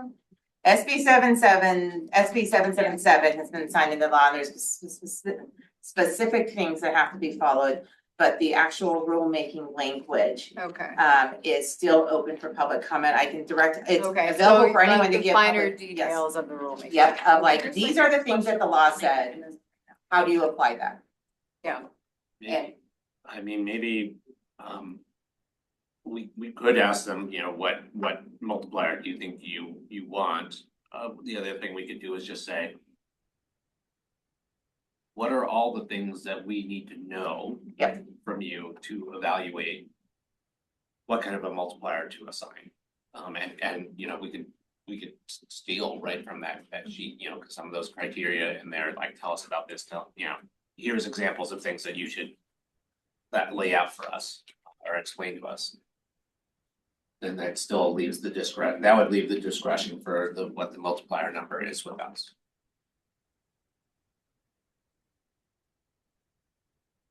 Ambiguity. There goes the cat pregnant. That's a multiplier right there. Yeah, like were they pregnant? Did you have to hire a veterinarian multiple times? Like things like that. That they've been through it. Yeah. How many other animals were impacted by this? Well, isn't your multiplier gonna be more rated on the grade of the cow? I mean, if you have a regular range cow that's going to the Central Oregon livestock, it's probably at the base, whatever the base multiplier is. But obviously, if they have receipts or something to substantiate that that was a breeding bull or a cow that they've sold all their cows to in the organic market or locally, you know, they maybe sold retail, cut and wrapped them online, and so they demanded a, you know, much higher price. I think that's pretty easy to substantiate. Put into your multiplier where a traditional large ranch cow producer, right, is just gonna sell at auction. Those would all be reasonable things for them to tell us.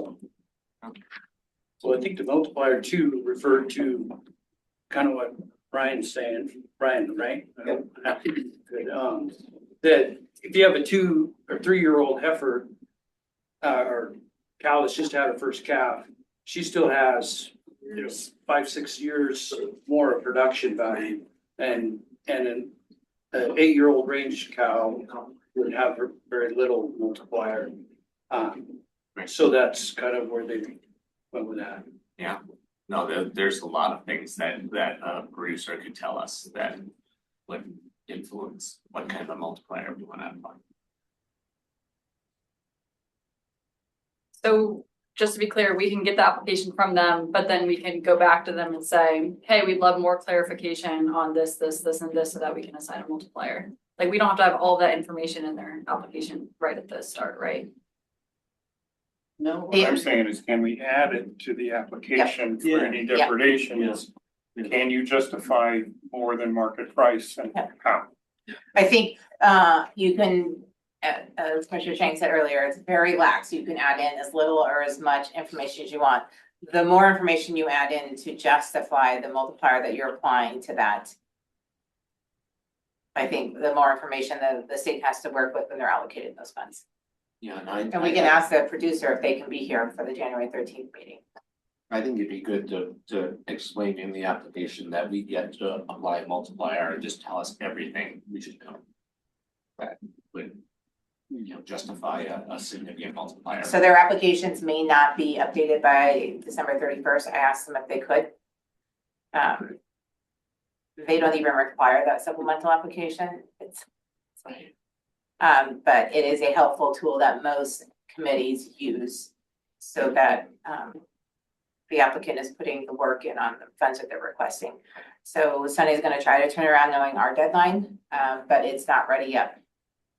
So we may just have the old application to go off of and then just add in a supplemental note. The McCormick's last time added in a full page supplemental note, single space, word typed. So, I mean, the producer can add in anything and, we included that information in the application. So it was full consideration.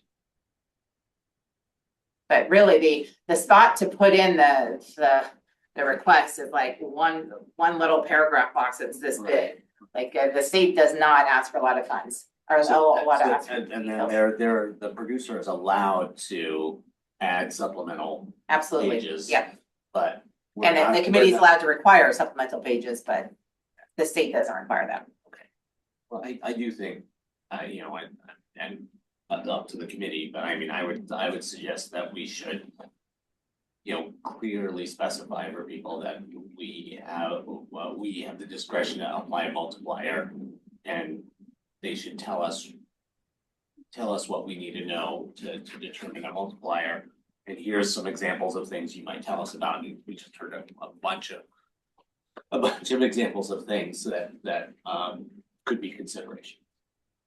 So I could put a note on, if that's the way the committee wants to go, I could put, since the application, the supplemental application is not updated yet by ODA, I could put a note on I added a grant section for committee requests last time to kind of explain the grant process, links to the current supplemental and application documents. I could put in another paragraph in there for depredation requests. There is now a multiplier per SB 777 that is X 3 times for this, 5 times for this, up to this amount. If you're submitting a depredation application, the committee requests that you include your multiplier amount and extenuating circumstances for why you're, or the circumstances around why you're asking for that amount of multiplier. Is that summarizing kind of what you guys are talking about? Does that sound documentation? Are we sure we want them to make an ask about what specific multiplier they want? I'm just concerned about that. Like, I don't think we need to include that. I think we could say like, there may be a multiplier. So not specifically indicate a request for what their multiplier is, but to include the circumstances around. If you believe that you should be considered for a multiplier up to this amount, please tell us why here. That's a good way to say it.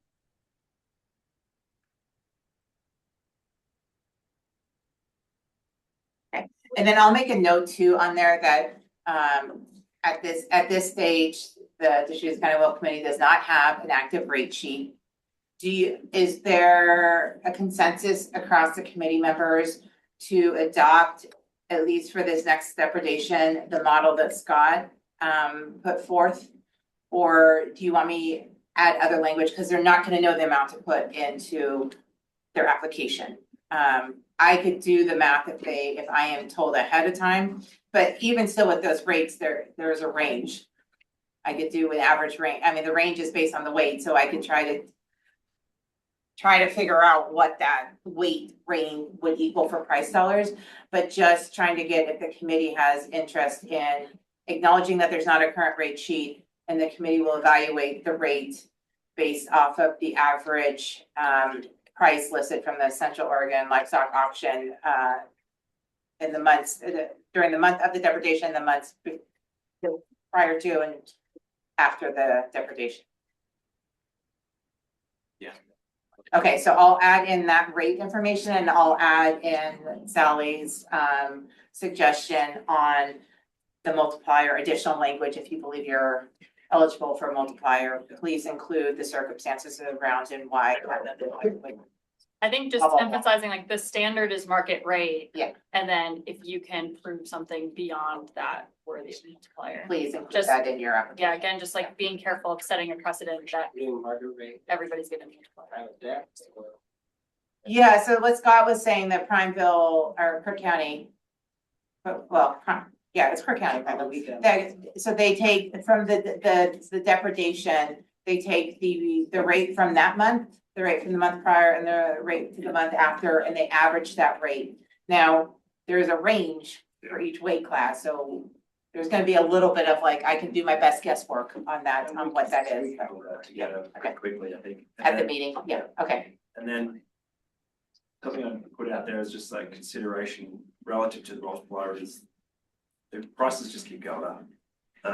So there might be some consideration. This producer didn't elect to sell this calf, sell it by the debt at that point in time. So I would also consider as part of my multiplier when intended use, like, oh, if you did sell it, when you could sell it. what's So the price to be circumstances there? and Yeah, it's- intended I'm getting use, into the weeds okay. A little bit, but. Yeah. they'd be like, well, I was gonna sell it at the highest point, yeah. But that doesn't need to be in any language or anything like that. I think that's just something I'm probably gonna consider. And I just wanted to do a real quick time check. for 10 minutes over, so. Yeah, sorry, everyone. No, just wanted to put that out there. Okay, I think I have what I need for the applications going forward. Again, I'll just put out to everyone. All that information's on deschutes.org/wolf.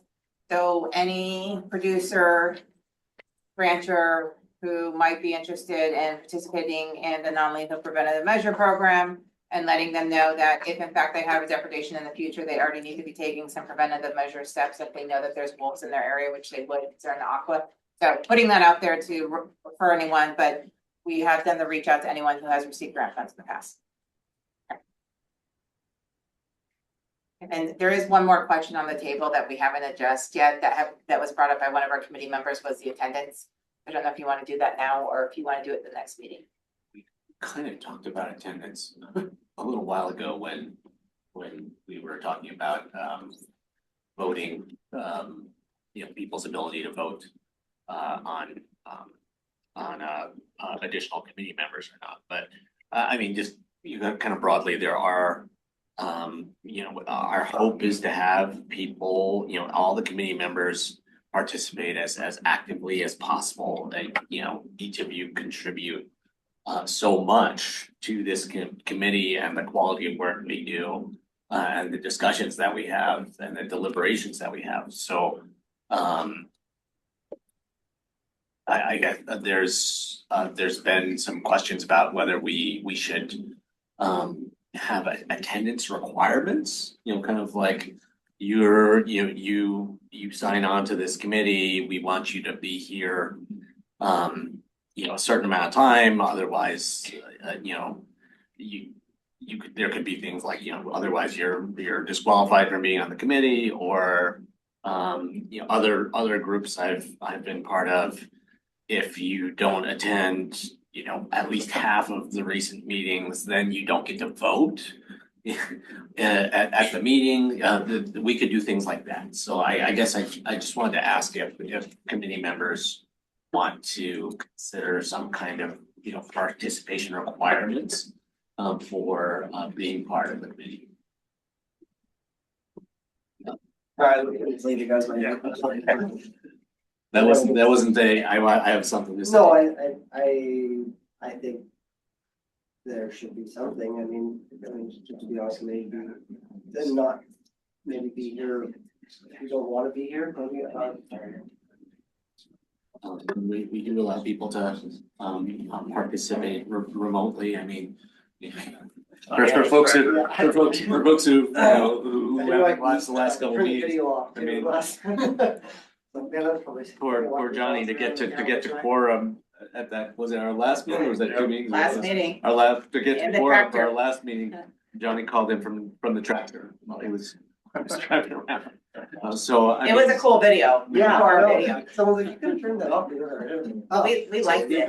so you know, it That really is the is, I authenticity mean, of it. you know, besides people just, you know, enriching our discussion and deliberations as a committee, I mean, without a critical threshold of participation, we can't even get to quorum, so it, you know, there's there's reasons to be concerned about this and to want to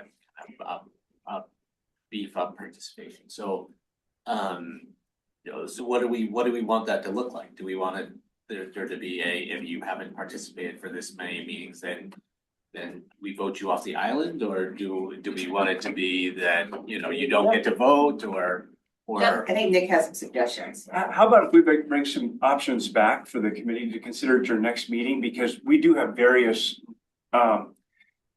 procedures and rules for other county committees, such as if you have X number of unexcused absences, so there's just no attempt to even contact you, there's just a no-show.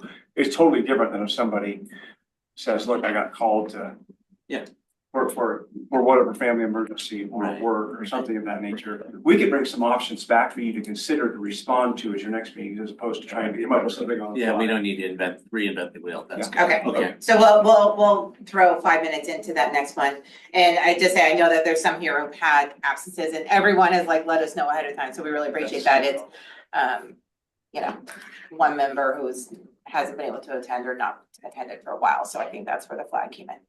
And then I just wanted to call because we have public comments noticed in our agenda. There is somebody online. I don't know if they want to give public comments. Joseph Bell from Defenders of Wildlife. So if you want to throw it to public comments, Yeah.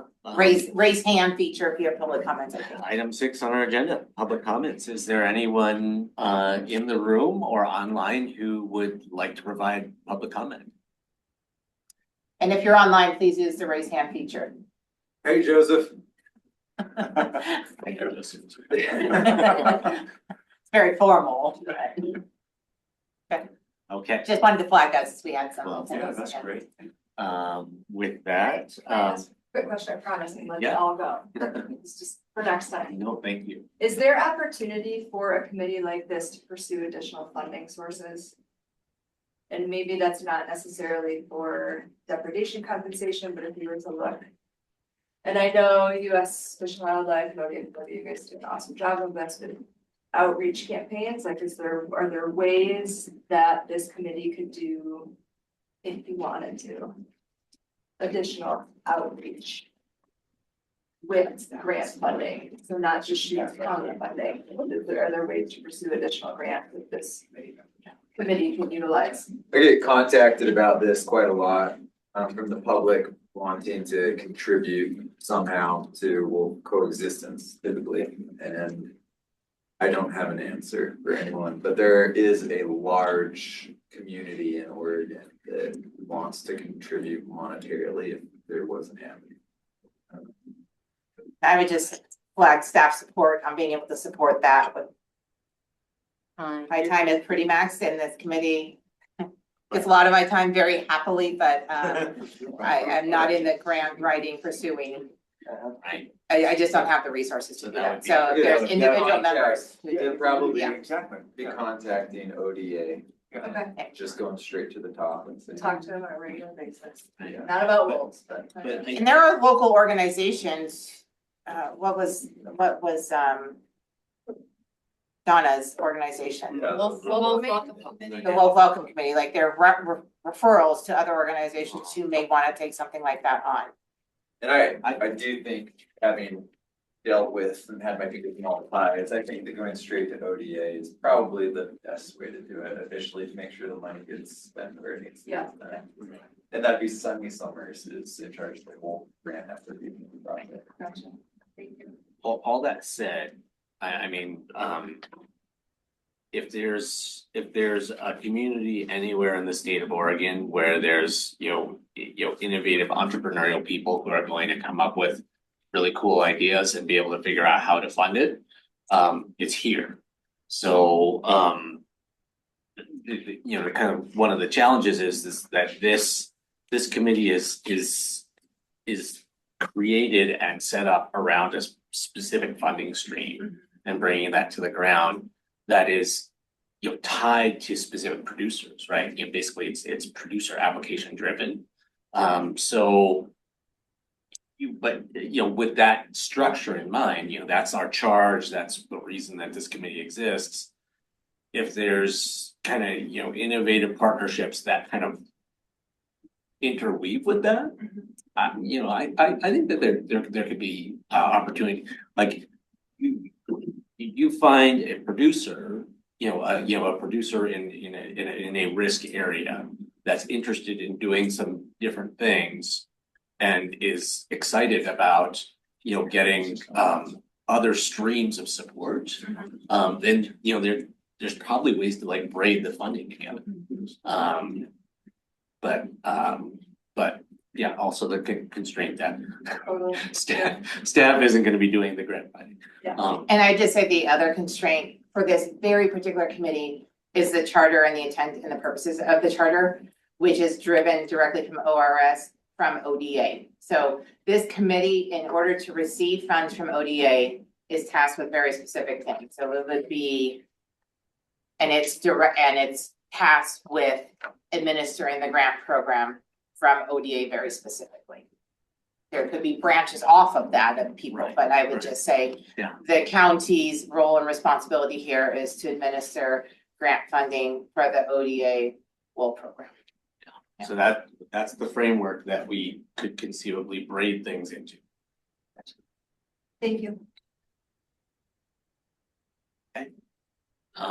Anything else for the good of the order? We will meet again on January 13th at 5:30 p.m. Thank you. We talked about the grant application cycle and rate determination, multipliers, and other aspects of the application process that we're going to be looking at on January 13th. And if there's nothing else, then we're adjourned. Thank you. Bye, Ryan.